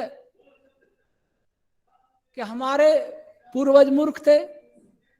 कहने को मंच पर कह सकते हैं कि हम बहुत बुद्धिमान थे, लेकिन अंदर से विश्वास नहीं। इसलिए हमारे बच्चे वेद पर व्याख्यान देने वाला भी अपने बच्चों को मैकाले की शिक्षा पढ़ा दिलाने के लिए विवश है। गुरुकुलों के संचालक बड़े बड़े भामा साहब, वो भी अपने बच्चों को अंग्रेजी स्कूलों में पढ़ाना गौरव अनुभव करते हैं और दूसरों से चाहते हैं कि वो सभी गुरुकुलों में भेजें। ऐसा क्यों? हमारा अंतरात्मा डरा हुआ है, उसको भय है कि हम दुनिया में पीछे रह जाएंगे। तो ऐसी स्थिति में किसी को कहेंगे वेद में सब सत्य विद्या है, पहले तो कह दिया ईश्वर की वाणी है, फिर कहें सब सत्य विद्या है। महर्षि दयानंद जी महाराज ने कहा वेद सब सत्य विद्याओं का पुस्तक। भगवान मनु ने कहा सर्व ज्ञानमयो ही सह। सत्य विद्याओं का पुस्तक कह देते तो भी काम चल जाता, लेकिन उन्होंने सब और लगा दिया आगे, सब सत्य विद्या। सब सत्य विद्या क्या होता है? क्या सूर्य की संपूर्ण विद्या है? क्या तारों के बनने की प्रक्रिया है? क्या एटम के बनने की प्रक्रिया है वेद में? क्या न्यूक्लियस की प्रक्रिया है? क्या इलेक्ट्रॉन, फोटोन, इनकी संरचना है उसमें? क्वार्क्स की संरचना है उसमें? स्पेस की संरचना, क्या क्या है वेद में? सब सत्य विद्या में तो होना चाहिए। जब ऐसा दावा ऋषि ने किया और हमसे पूछें कि आपने कौन सी विद्या जानी, अगर आपने जानी तो फिजिक्स पढ़ने की आवश्यकता नहीं, मैकाले की शिक्षा, तुम निरुत्तर हो जाते। ये विषय मेरे लिए बड़ा चिंता की बात, चिंता का विषय था मेरे लिए, वर्षों बना रहा। और मैंने जब गुरुकुल में प्रवेश ही लिया था, उस समय भी मेरे सामने ये प्रश्न आया था। एक विद्वान को मैंने कहते सुना कि वेद में मूर्खता भरी है। कोई इंद्र की स्तुति कर रहा है, कोई वायु की कर रहा है, कोई अग्नि कर रहा है, और वेद में मूर्खता भरी है। तो मैंने पूछा, जिस गुरुकुल में था आचार्य प्रेम मुखर्जी जी हुआ करते थे मथुरा में, मैंने कहा आचार्य जी ये हम चुनौती दे रहा है आर्य समाज के तीसरे नियम को, ये विद्वान। तो बोले अब इसका उत्तर नहीं था। तभी मैंने मानस बनाया कि इसका उत्तर मैं ही दूंगा। और मेरा ऐसा स्वभाव रहा है कि जिस बात को मैं जानता नहीं उसे मंच पर बोलता भी नहीं, बोलने से डर लगता है। जिस बात को मैं आचरण में नहीं लाता उसको भी नहीं बोलता। आज मैं विश्वास के साथ कह सकता हूं यत्र ब्राह्मण का भाष्य करके कि हाँ, वेद में सब सत्य विद्या है। वे भी विद्याएं जो साइंस जानता है और वे भी विद्याएं जो साइंस नहीं जानता। और ये भी विश्वास हुआ कि वेद ब्रह्मांडी ग्रंथ, हम यही कहते थे वेद ईश्वरी वाणी है, तो ईश्वर किसका है? ईश्वर तो ब्रह्मांड का है। अगर वेद भाष्य में ऐसी बातें मिलती हैं जो इस पृथ्वी से संबंधित लगती हैं, हमारे देश से संबंधित लगती हैं, हमारे देश के नदियों के नाम आते हैं, तो या तो वेद ईश्वरी नहीं है या फिर भाष्य करने में गलती हुई। दो बात तो है। तो अगर मैं उसका भाष्य दूसरे तरीके से करूं कि ऋषि दयानंद का मानो, दूसरों का मत मानो, तो कहेंगे ऋषि का क्यों माने? उस सब का समाधान वेद विज्ञान आलोक के द्वारा हो सकता है, क्योंकि हमारे एक सिद्धांत दिया हमने संसार को, सृष्टि का वैदिक रश्मि सिद्धांत, सृष्टि उत्पत्ति का वैदिक रश्मि सिद्धांत, वैदिक रश्मि थ्योरी ऑफ यूनिवर्स। और एक ऐसी थ्योरी है जो सृष्टि की मूल अवस्था, जिसको वैदिक साहित्य में प्रकृति कहा जाता है, और इसके 30 नाम दिए हैं महाभारतकार ने, जिसमें महर्षि ब्रह्मा जी द्वारा और भगवान शिव द्वारा दिए नाम, और 30 नाम उस मूल पदार्थ की बहुत विस्तृत व्याख्या करते हैं। और आपको ये जान के आश्चर्य होगा कि आधुनिक साइंस इस बात का उत्तर दे ही नहीं सकता कि इनिशियल स्टेट ऑफ यूनिवर्स क्या थी। बनारस हिंदू विश्वविद्यालय में जब कॉस्मोलॉजी पर सेमिनार हुआ, मेरा वहां 2 घंटे का व्याख्यान था। प्रोफेसर जयंत विष्णु नार्लिकर जी का नाम सभी साइंस पढ़ने वाले जानते हैं, कॉस्मोलॉजी के भारत के सबसे बड़े वैज्ञानिक। उनसे मैंने पूछा, मेरे सेशन में वो नहीं थे, दूसरे सेशन में चर्चा थी, वो मुख्य वक्ता थे, मेरे सेशन में मेरा ही था, कि क्या साइंस इस बात को जानता है कि सृष्टि की उत्पत्ति किस पदार्थ से होती है, उसकी इनिशियल स्टेट क्या है यूनिवर्स की? उन्होंने कहा इसको साइंस नहीं जानता। तो इनिशियल स्टेट से लेकर के तारों के निर्माण की क्रिया विज्ञान, ये वेद विज्ञान आलोक का विषय है। प्राय आपने सुना होगा कि ऐतरेय ब्राह्मण में सोमयाग का वर्णन है, और सोमयाग का वर्णन है तो सृष्टि कहां से आ गई? उन्होंने ध्यान नहीं दिया कि सोम कहते किसको है। वायवा दर्शते में सोमा अलंकृता तेषाम पाहि श्रुधि हवम। ऋग्वेद के पहले मंडल के दूसरे सूक्त का पहला मंत्र, वह सोम शब्द का अर्थ ऋषि दयानंद ने किया है कि जो सभी उत्पन्न पदार्थ, तो सृष्टि के जो सूक्ष्म पदार्थ हैं उनके अंदर, उनमें जो इंटरेक्शन होता है, उनमें यजन प्रक्रिया होती है, उसका नाम है सोमयाग। चाहे यजन प्रक्रिया क्वार्क के बीच हो रही हो, स्ट्रिंग के बीच में हो रही हो, हमारे यहाँ वैदिक छंद है उनके बीच में हो रही हो, एटम्स के बीच में हो रही हो, मॉलिक्यूल्स के बीच में, ये सारी यजन पर यही सोमयाग है। तो वेद कॉस्मोलॉजिकल ग्रंथ है, और इसमें नया रिसर्च जो अब तो बहुत चर्चित हो गया, वैदिक रश्मि सिद्धांत है क्या, ये बताएं। सारी सृष्टि तरंगों से बनी है, तरंग वाइब्रेशन से। मूल पदार्थ में बिना कंपन के, बिना गति के सृष्टि प्रक्रिया एक पग आगे नहीं बढ़ सकती। कंपन गति का ही नाम है, गति क्रिया का ही नाम है। कोई भी क्रिया नहीं हो सकती जहां गति ना हो। तो सबसे पहला जो कंपन होता है, उस कंपन का नाम है ओम, दैवी गायत्री छंद।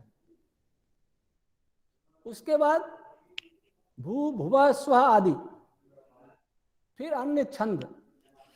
तो संपूर्ण सृष्टि वैदिक छंदों से, वैदिक मंत्रों से बनी है। इसको आधुनिक समय में एक नई खोज कह सकते हैं।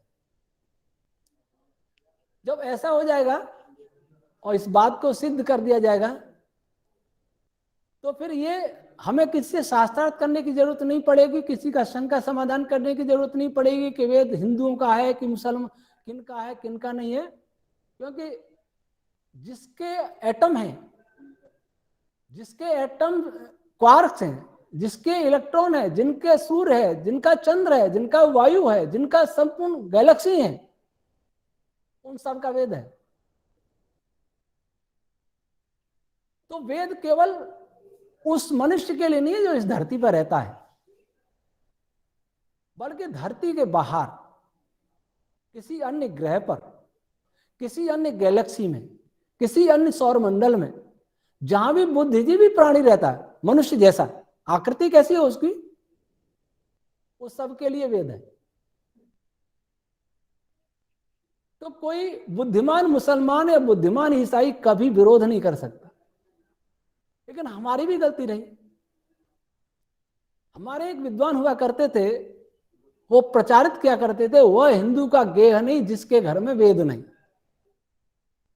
तो हमने स्वयं ने वेद को सांप्रदायिक बना दिया कि तो हिंदुओं का ही है।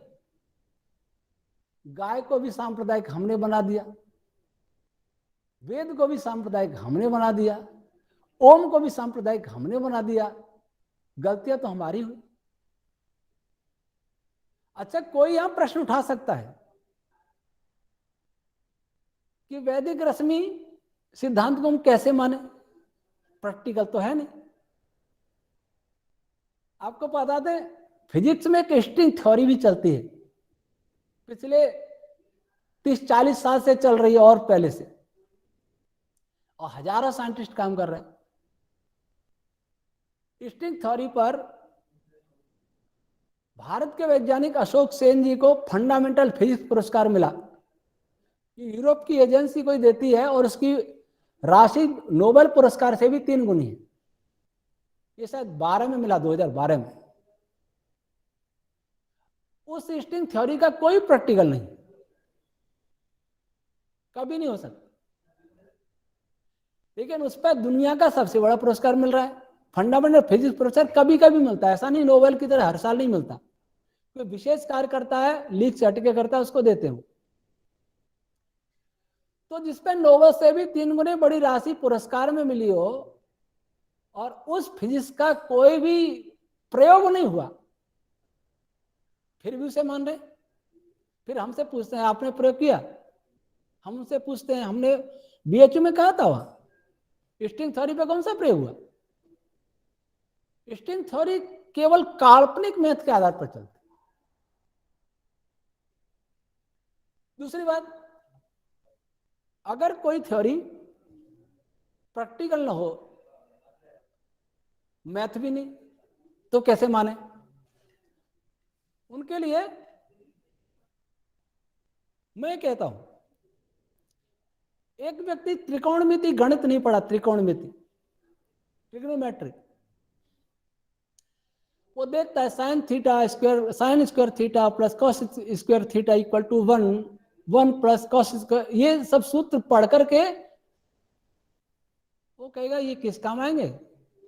अभी तक तो अंकगणित पढ़ता था, समझ में आता था इसकी उपयोगिता है, बीजगणित की भी उपयोगिता दिख रही है, रेखा गणित की भी दिख रही है, इसकी क्या उपयोगिता है। जो इससे अनजान है वो कहेगा बिल्कुल उपयोगिता नहीं। लेकिन जब कोई इसी मैथ का उपयोग करके किसी उड़ते हुए हवाई जहाज की ऊंचाई निकाल दे, किसी बिल्डिंग की ऊंचाई निकाल दे फॉर्मूले से, तो फिर मानना पड़ेगा कि कुछ है इसमें। इसने कैसे निकाली, बिना नापे, आधार नापा, कोण नापा, ऊंचाई निकाल दी। इसका अर्थ ये फॉर्मूले सही है, ये गणित सही है, सही दिशा है। वैसे ही हमारे पास कोई प्रयोग नहीं हो, लेकिन साइंस की उन समस्याओं का समाधान कर दें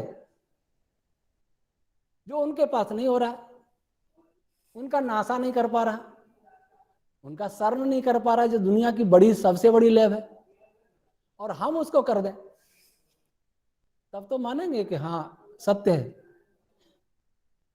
तो हमारे वेद विज्ञान आलोक में बहुत सारी ऐसी समस्याओं का समाधान है जिसको साइंस 100 वर्ष में शायद नहीं कर पाएगा। एक उदाहरण देता हूं, 2012 में आपने बहुत शोर दुनिया में सुना होगा, महाप्रयोग जिनेवा में हो रहा है।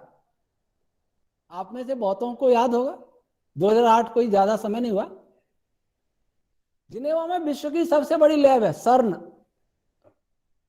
30 देशों ने मिलकर बनाई है, कोई एक देश नहीं बना सकता।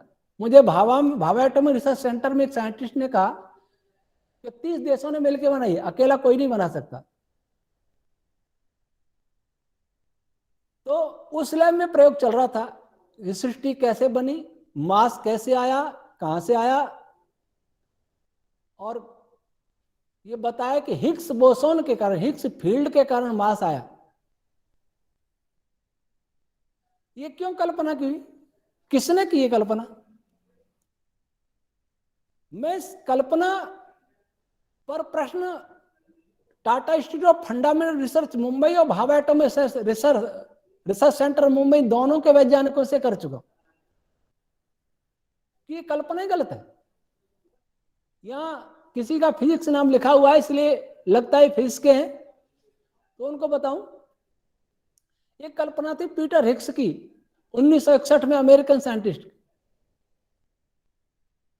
उन्होंने सोचा कि किसी पार्टिकल में मास बहुत कम होता है, किसी में अधिक होता है, किसी में नहीं होता है। मास को आज की देशी भाषा में कहें, जो फिजिक्स से बिल्कुल परिचित नहीं उसके लिए भार कह दूंगा मैं, वजन। वैसे वजन और मास में अंतर है। मास को हिंदी में द्रव्यमान कहते हैं, लेकिन द्रव्यमान भी विज्ञान की भाषा है, वो वजन मान लो।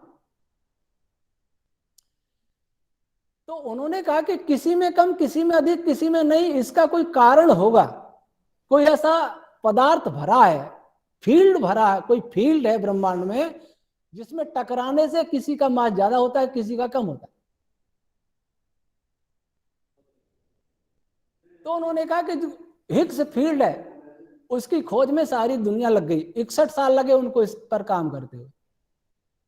8000 साइंटिस्ट थे, साइंटिस्ट और इंजीनियर मिलकर 8000 थे, भारत के भी 70 थे।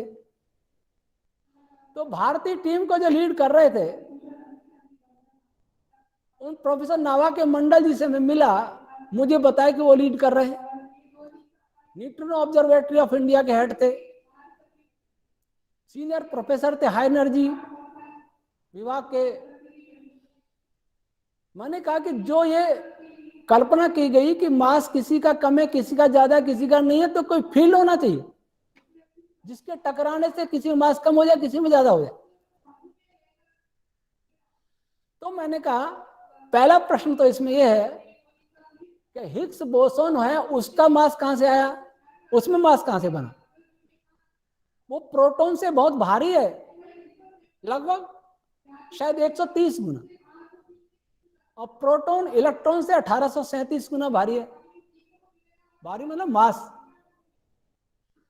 तो इलेक्ट्रॉन में मास आया हिग्स के कारण, जो उससे लाख गुना से ऊपर ज्यादा भारी है, 2 लाख से भी ज्यादा गुना भारी है। उससे मास इलेक्ट्रॉन में आ गई, हास्यास्पद बात है। और फिर आया कहां से, उसमें कहां से आया? तो मैंने वैज्ञानिकों ने कहा कि इसका उत्तर साइंस 100 साल में नहीं दे सकता। फिर दूसरा हमने प्रश्न उठाया कि जैसे मास मैटर का एक फंडामेंटल प्रॉपर्टी है, मास, द्रव्यमान, वजन, वैसे इलेक्ट्रिक चार्ज भी एक फंडामेंटल प्रॉपर्टी है। अब मैं ये कल्पना करूं कि किसी में इलेक्ट्रिक चार्ज कम है, किसी में ज्यादा है, किसी में नहीं है, तो ऐसा कोई फील्ड होना चाहिए जिसके कारण चार्ज पैदा हो जाता है। तब आप क्या कहेंगे? कोई उत्तर नहीं था। तो पहले तो कल्पना ही गलत थी, और कल्पना को सही भी माने तो वेद विज्ञान आलोक में तो ऐसी 1000 कल्पना होंगी। पीटर हिग्स से दुनिया लग गई, और 1000 कल्पना देने वाले पर कोई नहीं, केवल कुछ सोशल मीडिया से जुड़े लोग। उसमें 70 देश काम करने लग गए, हमारे साथ अपना देश भी नहीं, अपना संगठन भी नहीं, कैसे होगा? तो मास कहां से आता है, मास कैसे आता है, इसका समाधान भी हमारे वेद विज्ञान आलोक में। चार्ज क्या है, कहां से आता है, इसका समाधान साइंस नहीं जानता। चार्ज कहां से आया, ये कह देता है इलेक्ट्रॉन जिसमें चलेगा उसमें नेगेटिव अधिक होगा, जिसमें कम रहेगा उसमें पॉजिटिव अधिक हो गया। पर चार्ज आया कहां से, है क्या चीज चार्ज? इसका कोई उत्तर नहीं।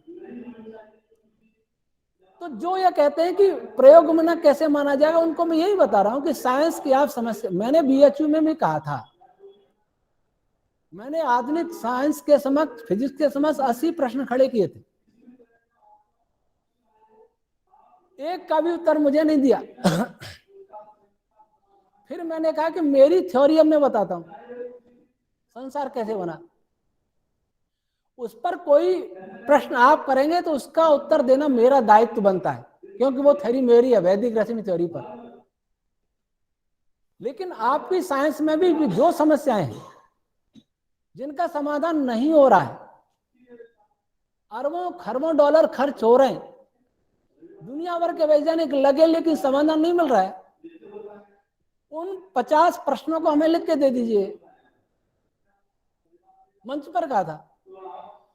तो उसका समाधान हम खोजने की कोशिश करेंगे अपने ग्रंथ से, अपने वैदिक साइंस से।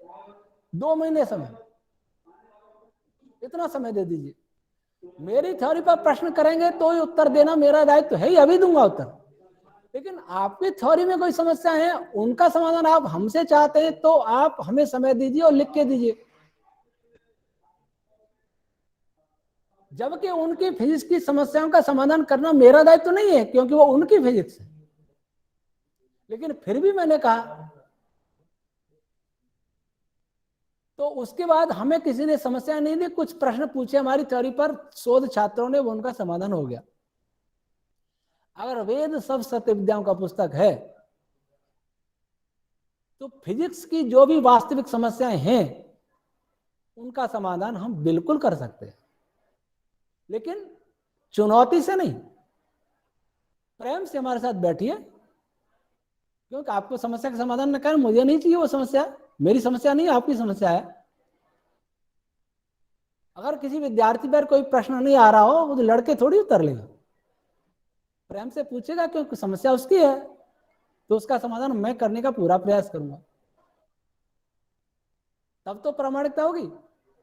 और ये बात हमने भारत सरकार के अधिकारियों को बता दी। तो वेद मेरे लिए तो बहुत महत्वपूर्ण शब्द है।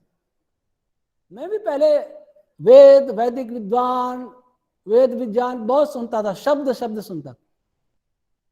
लेकिन अब वेद के नाम से मस्तिष्क में जब विचारो तभी ब्रह्मांड नजर आ जाता है। सूर्य में क्या हो रहा है, कैसे हो रहा होगा, गैलेक्सियां कैसे, किसने होल्ड कर रखी हैं, क्या है डार्क मैटर, क्या है डार्क एनर्जी, क्या है स्पेस, क्या है टाइम, टाइम निकाल, सब एक पूरा मानचित्र आ जाता है। तो मैं बहुत विश्वस्त हूं, और ये साइंस पूर्ण है। अब वर्तमान साइंस की बात करें, वर्तमान में आधुनिक विज्ञान जिस दिशा में बढ़ रहा है, और आज तो टेक्नोलॉजी को ही साइंस मान लिया गया, ये बहुत बड़ी भूल है। और ये भूल नहीं है, ये चतुराई है। किनकी? पूंजीपतियों की। अगर मैं किसी को ऐसे बताऊं कि सूर्य इस प्रकार बना तो उससे किसको प्रॉफिट? लेकिन मैं एक चाकू बना के दे दूं, वो बिक्री हो जाएगी, उससे पूंजीपति बन जाएगा। एक सुई बना के दे दूं, वो भी बेच के धनवान बन जाएगा। इसलिए जो धनवान बनना चाहते हैं, जो धनी है, उन व्यक्तियों ने यह प्रचारित करना शुरू किया कि टेक्नोलॉजी साइंस है। हमसे भी लोग कहते हैं आपने सुई भी बनाई क्या, उन्होंने मोबाइल बनाया, आपने क्या बनाया? वो ये समझते नहीं। फिजिक्स में जिनको नोबेल पुरस्कार मिला है उनकी लिस्ट उठा के देखिए, उसमें टेक्नोलॉजी वाला कोई नहीं। अल्बर्ट आइंस्टीन 20वीं सदी के बहुत बड़े साइंटिस्ट माने जाते थे। सुई बनाई क्या? कोई यंत्र नहीं बनाया। रिचर्ड बी फाइनमैन, वे भी बहुत बड़े उसी स्तर के वैज्ञानिक थे, 1965 में नोबेल मिला, उन्होंने कोई सुई बनाई क्या? स्टीफन हॉकिंग ने कुछ बनाया क्या? मैक्स प्लैंक ने कुछ बनाया क्या? ये बड़े बड़े साइंटिस्ट, न्यूटन ने कुछ बनाया क्या? क्या उन्होंने नहीं बनाया तो मेरे से क्यों कहते हैं कि आपने सुई बनाई क्या? ये पूंजीपतियों ने ऐसा एक चकाचौंध कर दिया है कि टेक्नोलॉजी ही साइंस मान ली, और टेक्नोलॉजी ने मनुष्य को पशु बना दिया। केवल धन धन धन और कुछ नहीं। वैदिक फिजिक्स वहां शुरू होती है जहां आधुनिक फिजिक्स समाप्त होती है, और वैदिक फिजिक्स जहां समाप्त होती है वहां वैदिक अध्यात्म विज्ञान शुरू होता है। विज्ञान में सृष्टि विज्ञान भी आता है, अर्थात फिजिकल साइंस, और चेतन का विज्ञान भी आता है, स्पिरिचुअल साइंस। स्पिरिचुअल नहीं है तो साइंस अधूरा है, और फिजिकल साइंस में भी क्वार्क के नीचे नहीं जाएंगे तो भी फिजिक्स अधूरा है। उस अधूरे फिजिक्स पर आधारित टेक्नोलॉजी, चाहे किसी प्रकार के उद्योग हो, सूचना प्रौद्योगिकी हो, जीन टेक्नोलॉजी हो, वायरोलॉजी हो, आर्टिफिशियल इंटेलिजेंस हो, ये सभी अधूरे फिजिक्स पर आधारित, अर्थात क्वार्क से आगे इनको पता ही नहीं। इसलिए आज कोई भी टेक्नोलॉजी ऐसी नहीं है जिसकी कोई न कोई दुष्प्रभाव नहीं हो रहा। आए दिन शिखर सम्मेलन हो रहे हैं, G20 का हो रहा है, G7 का हो रहा है। ये सारे शिखर सम्मेलन एक पिकनिक से ज्यादा नहीं है। नेता जाते हैं, जनता का पैसा है, खर्च होता है, पिकनिक मना के आए, गले मिले, चले आए। समाधान निकला क्या? कब से हो रहा है शिखर सम्मेलन? दुनिया बचे क्या? बीमारी बढ़ रही है, डॉक्टर बढ़े उसी अनुपात में या उससे भी ज्यादा अनुपात में बीमारी बढ़े। इसका अर्थ क्या हुआ? कहीं ना कहीं डॉक्टरों की लाइन दिशा गलत है। कोर्ट बढ़े और विवाद बढ़े, इसका अर्थ हुआ कहीं कानून की दिशा कहीं गलत है। सुख सुविधा के साधन बढ़े और दुख बढ़े, इसका अर्थ हुआ साधनों की दिशा कहीं गलत है। पहली दिशा तो ये गलत कि हमने जड़ संसार को ही मान लिया, चेतन तत्व कोई है नहीं। ये पहली सबसे बड़ी गलती। ऐसा क्यों माना गया? ऐसा इसलिए माना गया, अगर वो फिजिक्स वाले क्वार्क के आगे जाते, हम क्वार्क से आगे 6 स्टेज जाते हैं लगभग, तब ईश्वर दिखाई देता है। दिखाया मन से, बुद्धि से दिखाई देता।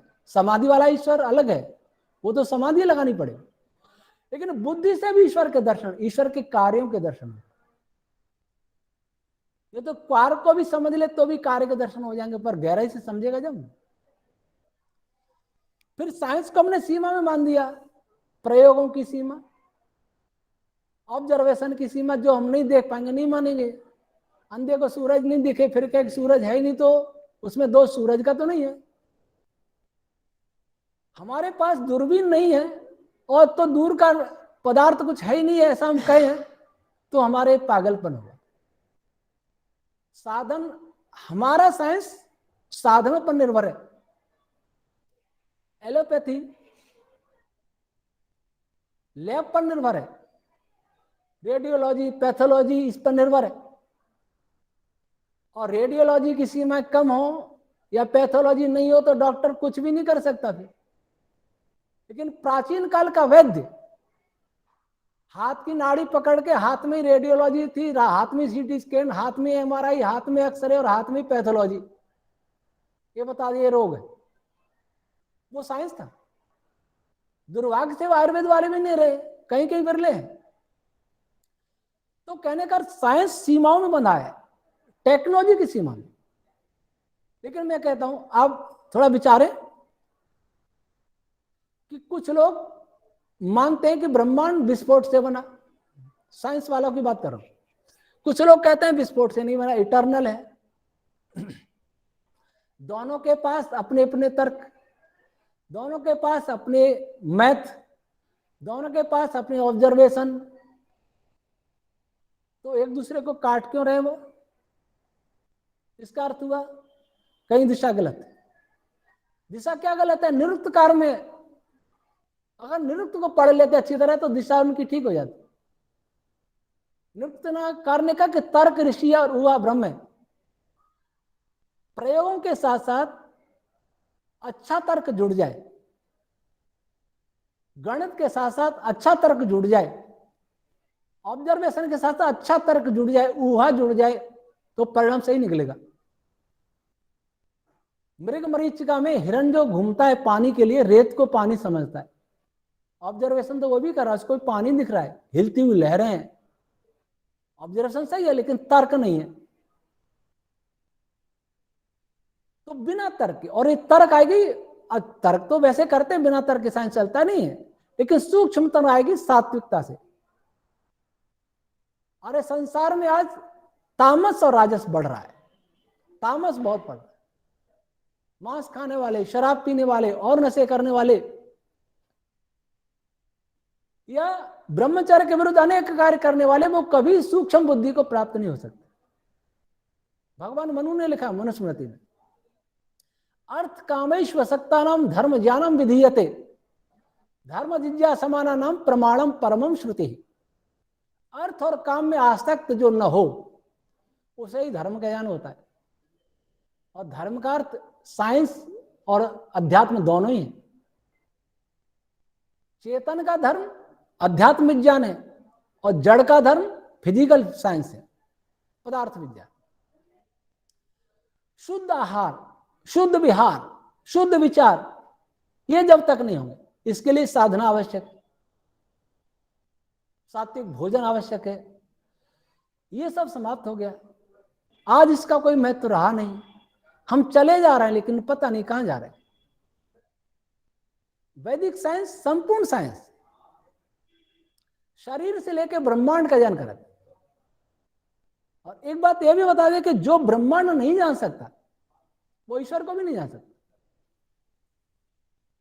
क्योंकि ईश्वर को जानने के लिए ब्रह्मांड का ज्ञान जरूरी है।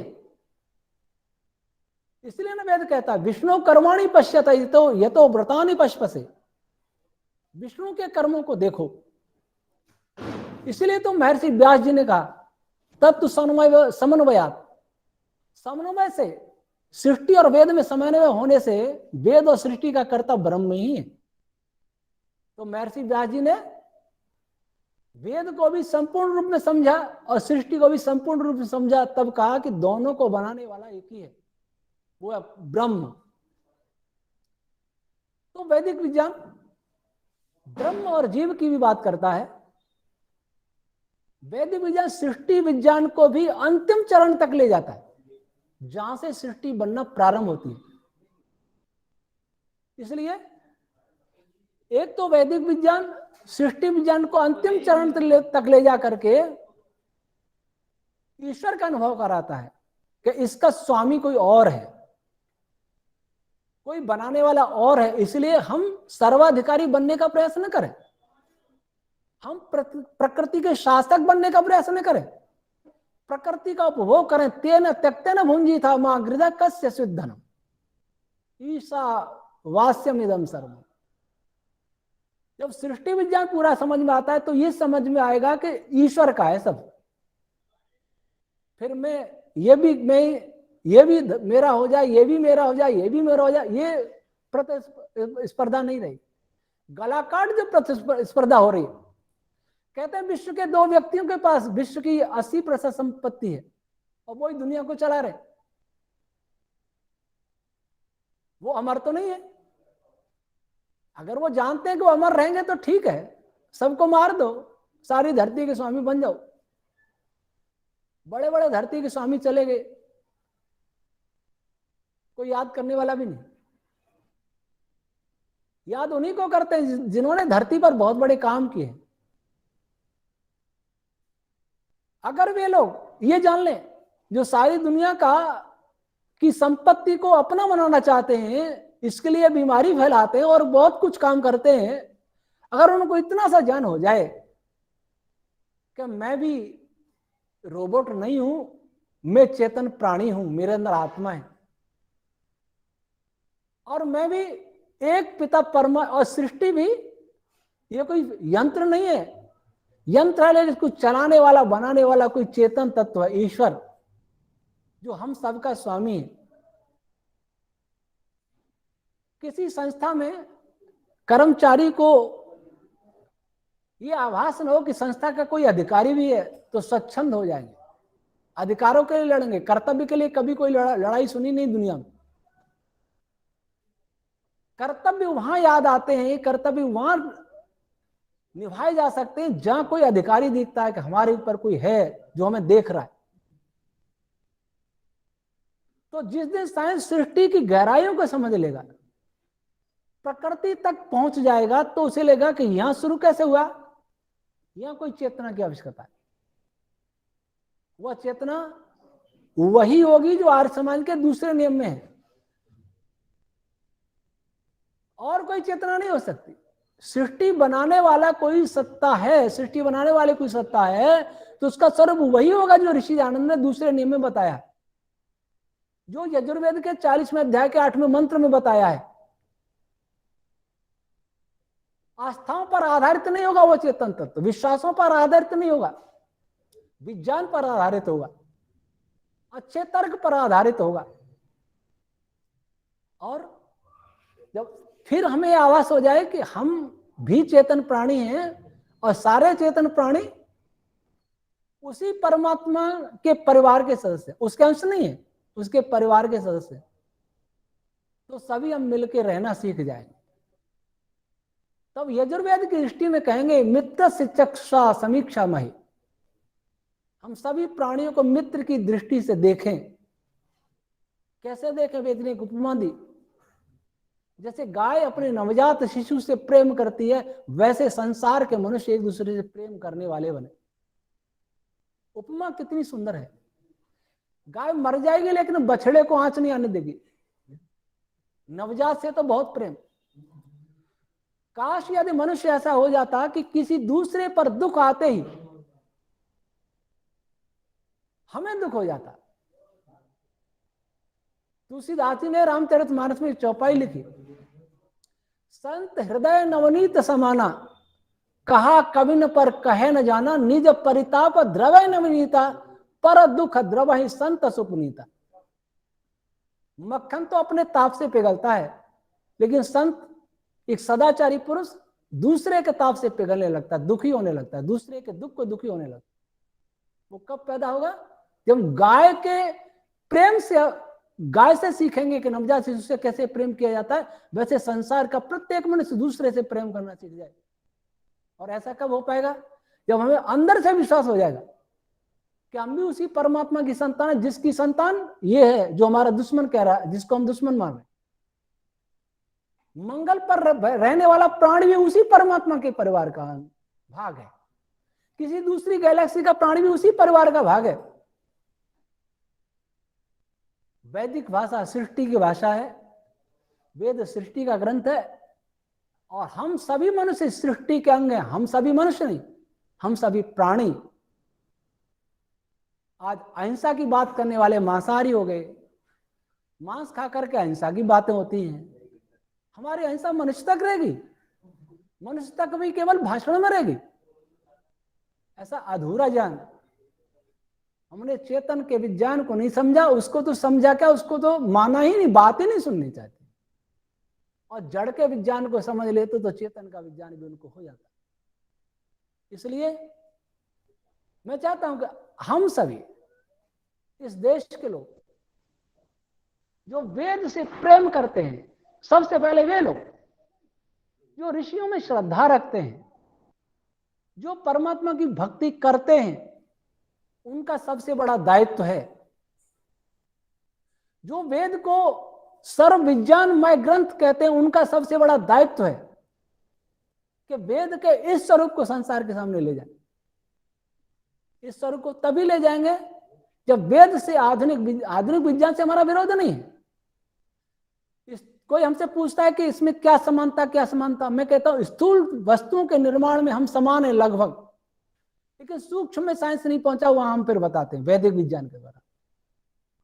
हम सभी एक हैं, न कोई पूर्व का है न कोई पश्चिम का है, न कोई किसी संप्रदाय का है न कोई किसी जाति वर्ग का है न किसी भाषा का है।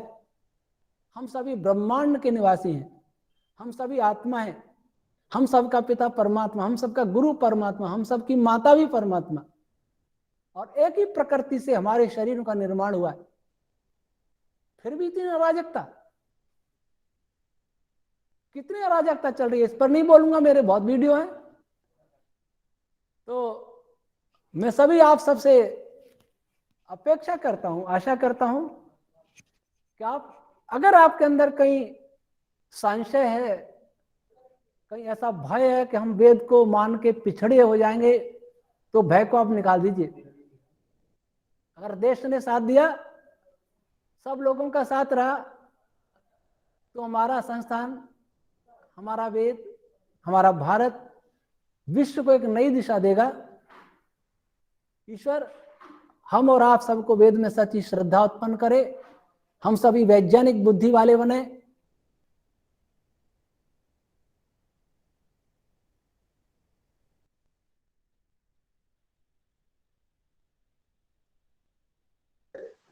आवाज बंद हो गई है मानव आचार्य बनने जी। की शक्ति दे। ओम शम। आपका बहुत बहुत धन्यवाद।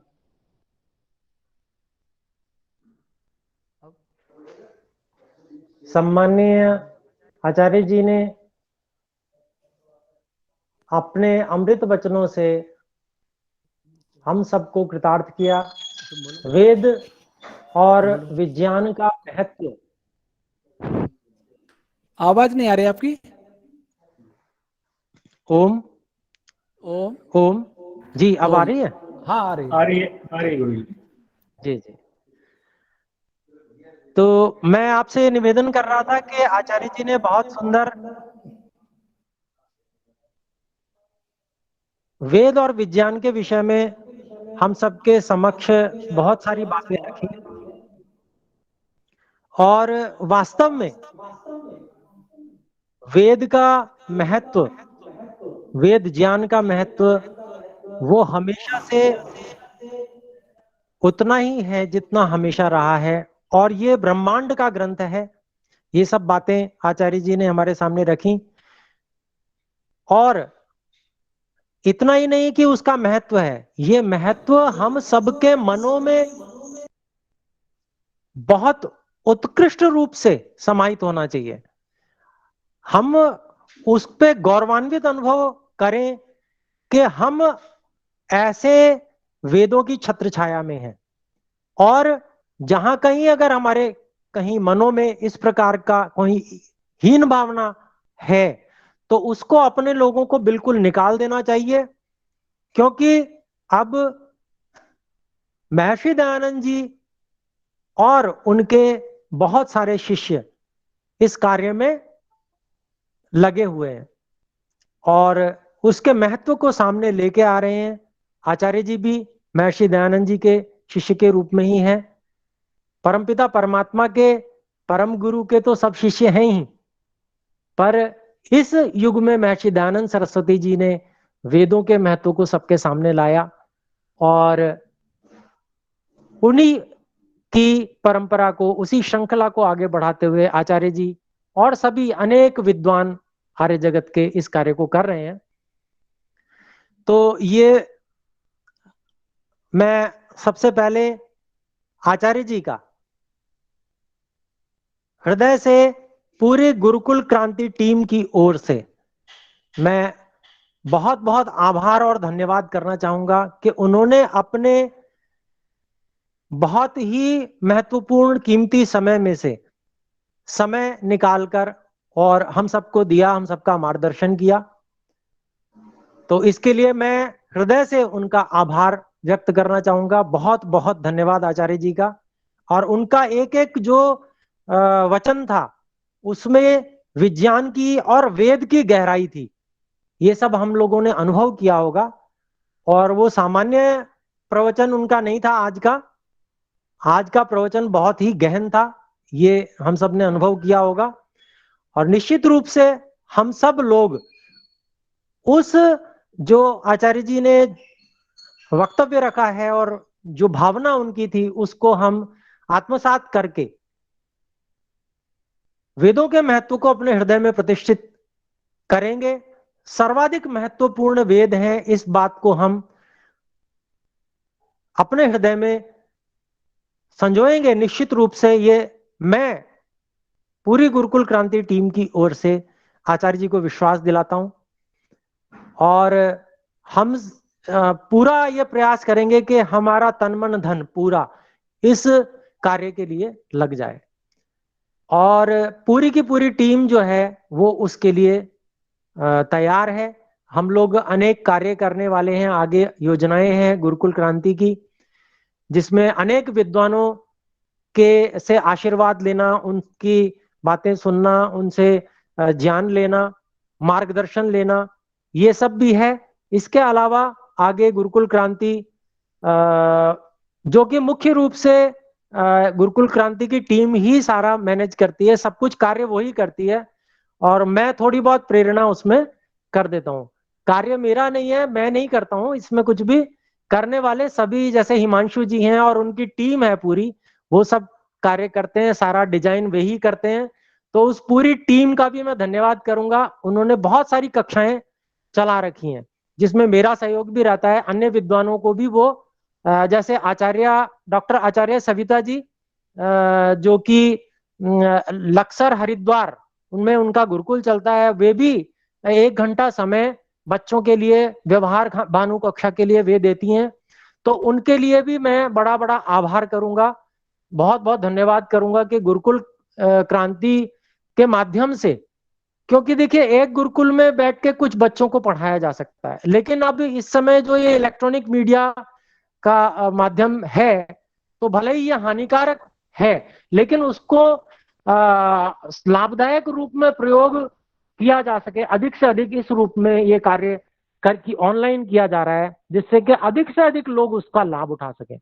तो गुरुकुल क्रांति इस रूप में कार्य कर रहा है और सभी विद्वानों का, जैसे आचार्य अलंकार वीके अलंकार जी, उन्होंने भी बहुत अच्छा वक्तव्य दिया, समझाया, उनका भी मैं धन्यवाद करना चाहूंगा। बहुत बहुत धन्यवाद उनका भी, वो शायद अभी उपस्थित भी नहीं होंगे, लेकिन विद्वानों का आभार प्रकट करना ये हमारा कर्तव्य उत्तरदायित्व होता है।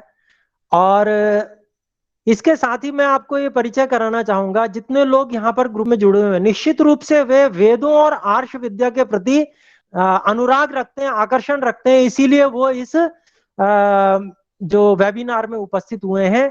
तो एक मैं आप सबके सामने गुरुकुल क्रांति की ओर से ये बात रखना चाहूंगा कि आप में से जो जो इस आर्ष विद्या की ओर कदम बढ़ाना चाहते हैं, प्रथम कदम बढ़ाना चाहते हैं, उसमें प्रवेश करना चाहते हैं, वर्णोच्चारण शिक्षा से लेकर अष्टाध्यायी और आदि, तो उसमें हम लोग कक्षाएं चलाते हैं, ऑनलाइन कक्षाएं होती हैं, आप अपने घर में बैठ के पढ़ सकते हैं और उसमें आप सबको रुचि लेनी चाहिए। क्योंकि देखिए ये ईश्वर की व्यवस्था है, ईश्वर सबके मनों में कब ऐसा प्रकाश कर दे कि सारा विश्व एक समय में ऐसा आ जाए कि बिल्कुल वैदिक व्यवस्था की ओर चलने के लिए तैयार हो जाए। ऐसा समय किस समय आ जाए कुछ हम कह नहीं सकते, कुछ इस संसार में ऐसा कुछ हो जाता है, ऐसी घटनाएं घट जाती हैं जो बिल्कुल अप्रत्याशित होती हैं। लेकिन यदि हम लोग उसके लिए तैयार नहीं होंगे तो हम उसको संभाल नहीं पाएंगे। तो इसलिए अपने सब लोगों को इसके लिए तैयार रहना चाहिए। ये निश्चित रूप से होने वाला है, ये वैदिक व्यवस्था पूरे संसार में फिर से आने वाली है, इसको कोई रोक नहीं सकता, ये सुनिश्चित जानिए। समय लग सकता है लेकिन कभी ऐसा हो सकता है कि ऐसी ईश्वर सबकी बुद्धि बना दे कि वो इस ओर सब लोग, पूरा संसार आ जाए। उस समय में कौन मार्गदर्शन करेगा? हमारे पास में विद्वानों की समस्या हो जाएगी, तो गृहस्थी और भी जो वानप्रस्थी, इस प्रकार के जितने भी लोग हैं वे ऑनलाइन माध्यम से घर पे बैठ के जहां पर जैसी स्थिति में, जिस परिस्थिति में, उसी स्थिति में विद्वान बनने का प्रयास प्रारंभ कर दें। और जब वो विद्वान बनने का प्रयास प्रारंभ करेंगे तो उनको मार्ग देने वाला ये गुरुकुल क्रांति है, गुरुकुल क्रांति की टीम है। तो ये कार्य इस पे कर रहे हैं सभी। इसमें बहुत सारी कक्षाएं चल रही हैं, हिमांशु जी ने पहले बताया था। इसमें योग ध्यान की कक्षा भी रविवार को प्रातःकाल चलती है, जिसमें क्रम से किस प्रकार से अन्नमय कोश से लेकर आगे बढ़कर व्यक्ति साधना में उन्नति कर सकता है, प्राणमय कोश, फिर उसके बाद में आगे। तो इस प्रकार से क्रम से किस प्रकार से हम पूरे शरीर को कैसे स्वस्थ बना सकते हैं अन्नमय कोश पर विजय करके, वो सब चीजें उसमें बताई जाती हैं। ऐसे ही एक सांख्य दर्शन की कक्षा भी अपने लोग चलाते हैं, बुधवार को चलती है, वो शाम को 7:30 से 8:30। ऐसे ही संस्कृत व्याकरण की कक्षा 7:30 से 8:30 प्रतिदिन चलती है, जो जिसमें हम प्रथमावृत्ति कर रहे हैं और अभी बिल्कुल प्रारंभ की है। जो लोग करना चाहते हैं अभी वो उसी कक्षा में आ सकते हैं, उनके लिए अलग विशेष कक्षा का आयोजन कर दिया जाएगा जिससे वे लोग उसमें आके मिल जाएं। ऐसा हम पूरा सबके लिए सपोर्ट करने के लिए हर तरह से तैयार हैं, जितने भी लोग इस विषय में आर्ष विद्या को पाना चाहते हैं। जैसे रामायण की एक कक्षा हमारी चलती है, वो भी शनिवार को शाम को 6 से 7 चलती है। ऐसे ही शुक्रवार को एक कक्षा व्यवहार भानु की चलती है शाम को 6 से 7, जो कि आचार्य डॉक्टर सविता आर्य जी लेती हैं, जो कि लक्सर हरिद्वार में है। ऐसे ही हम कक्षाओं का आयोजन अपने हिमांशु जी इसका कर रहे हैं, सारा आयोजन। मैं तो थोड़ा सा उनको पीछे से वो करता रहता हूँ कि भाई हाँ जी करो कुछ ना कुछ, तो वो करते रहते हैं, उनमें उत्साह है। और आप सबके सहयोग से, बहुत पूरी टीम है, उन पूरी टीम के सहयोग से वे करते हैं। और अकेले कोई भी व्यक्ति इतने सारे कार्यों को नहीं कर सकता है, निश्चित बात है। तो सबका सहयोग है, सबका मैं बहुत बहुत धन्यवाद करूंगा। जो दर्शक गण है और श्रोतागण है वे उपस्थित हुए और उनका वेद में आर्ष ज्ञान में अनुराग है और इस कारण से वे यहाँ उपस्थित हुए हैं।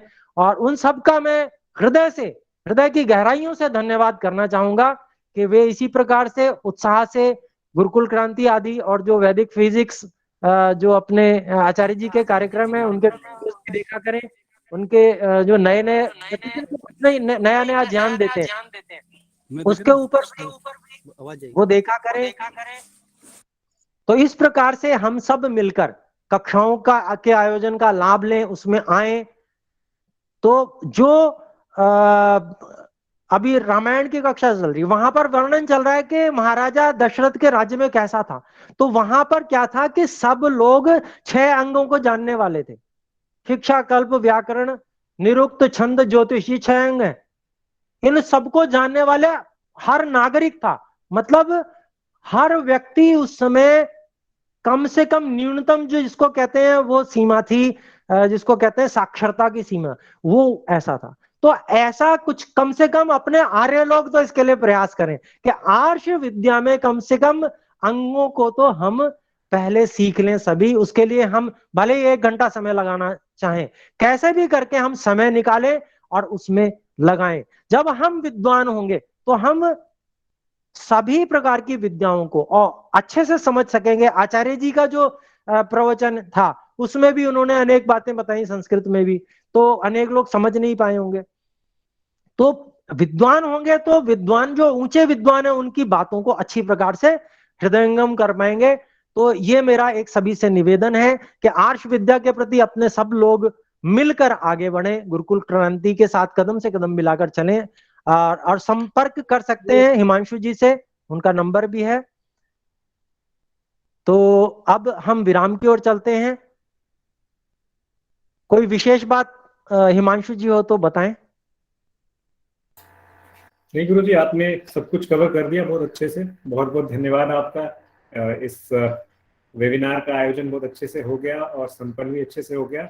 और सभी को मैंने अनम्यूट करने का ऑप्शन दिया है। अगर कोई कुछ पूछना चाहते हो, कोई शंका हो, तो एक एक करके आप अपना प्रश्न रख सकते हैं। अगर ये तो फिर हाँ हाथ खड़ा कर रखा है, जरा उनसे बोलिए जी, कहें। हाँ गुरु जी। हाँ जी हेलो बताएं।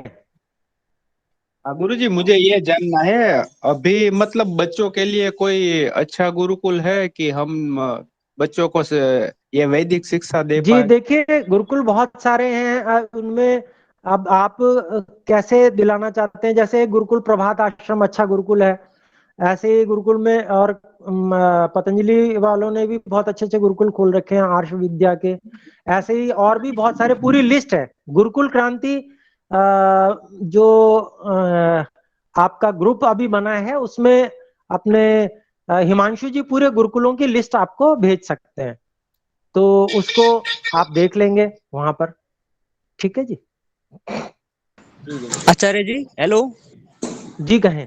आचार्य जी, स्वामी दयानंद ने बोला है कि वेद सब सत्य विद्याओं की पुस्तक है। हम वेद की सारी विद्याएं कैसे बाहर ला सकते हैं, सारों का अनुवाद कैसे निकाल सकते हैं? अभी तो हमारे पास लिमिटेड ही है। जी आप ठीक कह रहे हैं, लेकिन आप और हम सब मिलकर विद्वान बनने का प्रयास करेंगे तभी तो निकाल पाएंगे उन्हें। उन विद्याओं को कोई और तो लाएगा नहीं, सामने लाने का कार्य हमारा और आपका ही है। तो हम सब मिलकर जब प्रयास करेंगे तो हम ही आप में से बहुत सारे विद्वान निकलेंगे। और जैसे आचार्य जी, आचार्य अग्निव्रत जी नैष्ठिक, उन्होंने ऐतरेय ब्राह्मण का भाष्य किया है और बहुत सारे विद्वान को बाहर निकाला है। इसी प्रकार से आप और हम सब मिलकर ही इस कार्य को करने वाले हैं। कोई और विदेश से ऐसा नहीं आने वाला है जो आर्ष विद्या को करेगा। तो वो सब हमारा आपका मिलके काम है। उसके विद्या के लिए अपने लोगों को प्रयास करना चाहिए। गुरुकुल क्रांति कृत संकल्प है आपको और बाकी सब लोगों को उस विद्या की राह पर आगे बढ़ाने के लिए। आचार्य जी नमस्ते।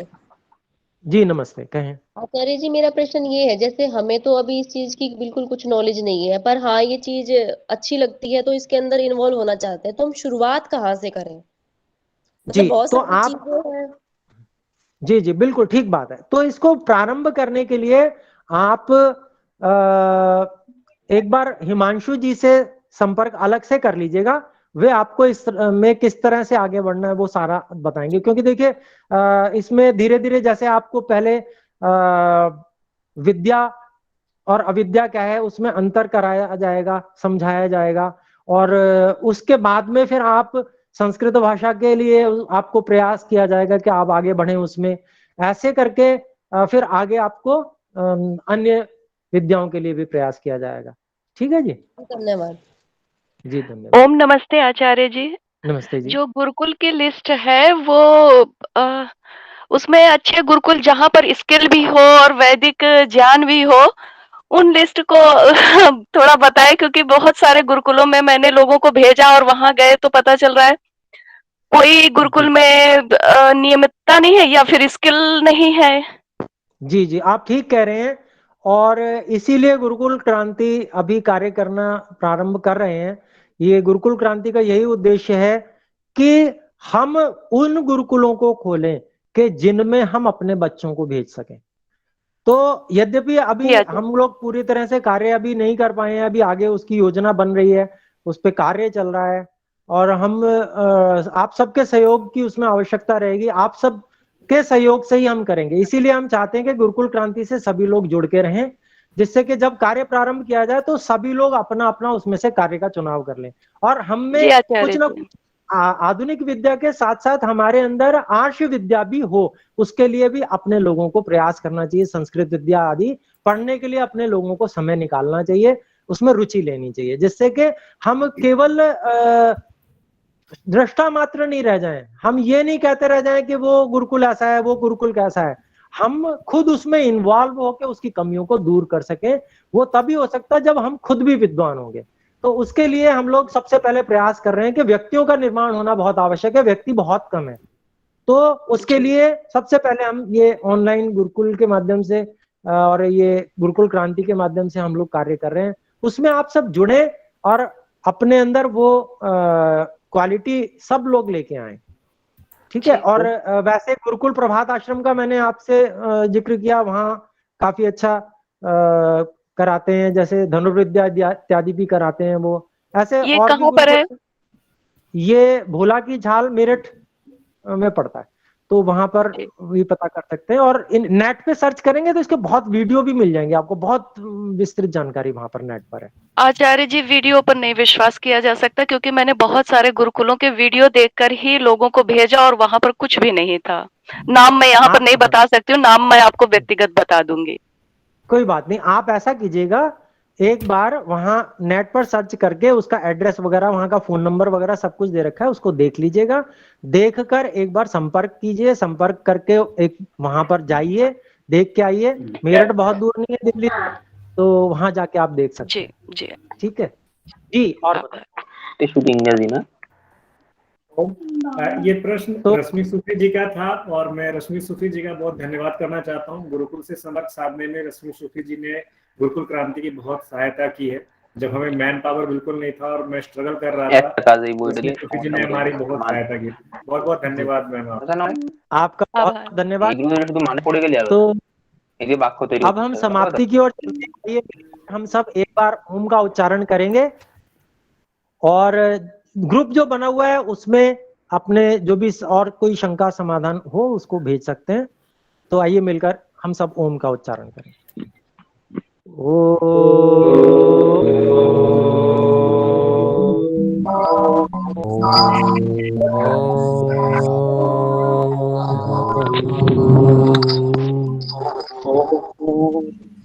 सभी को नमस्कार।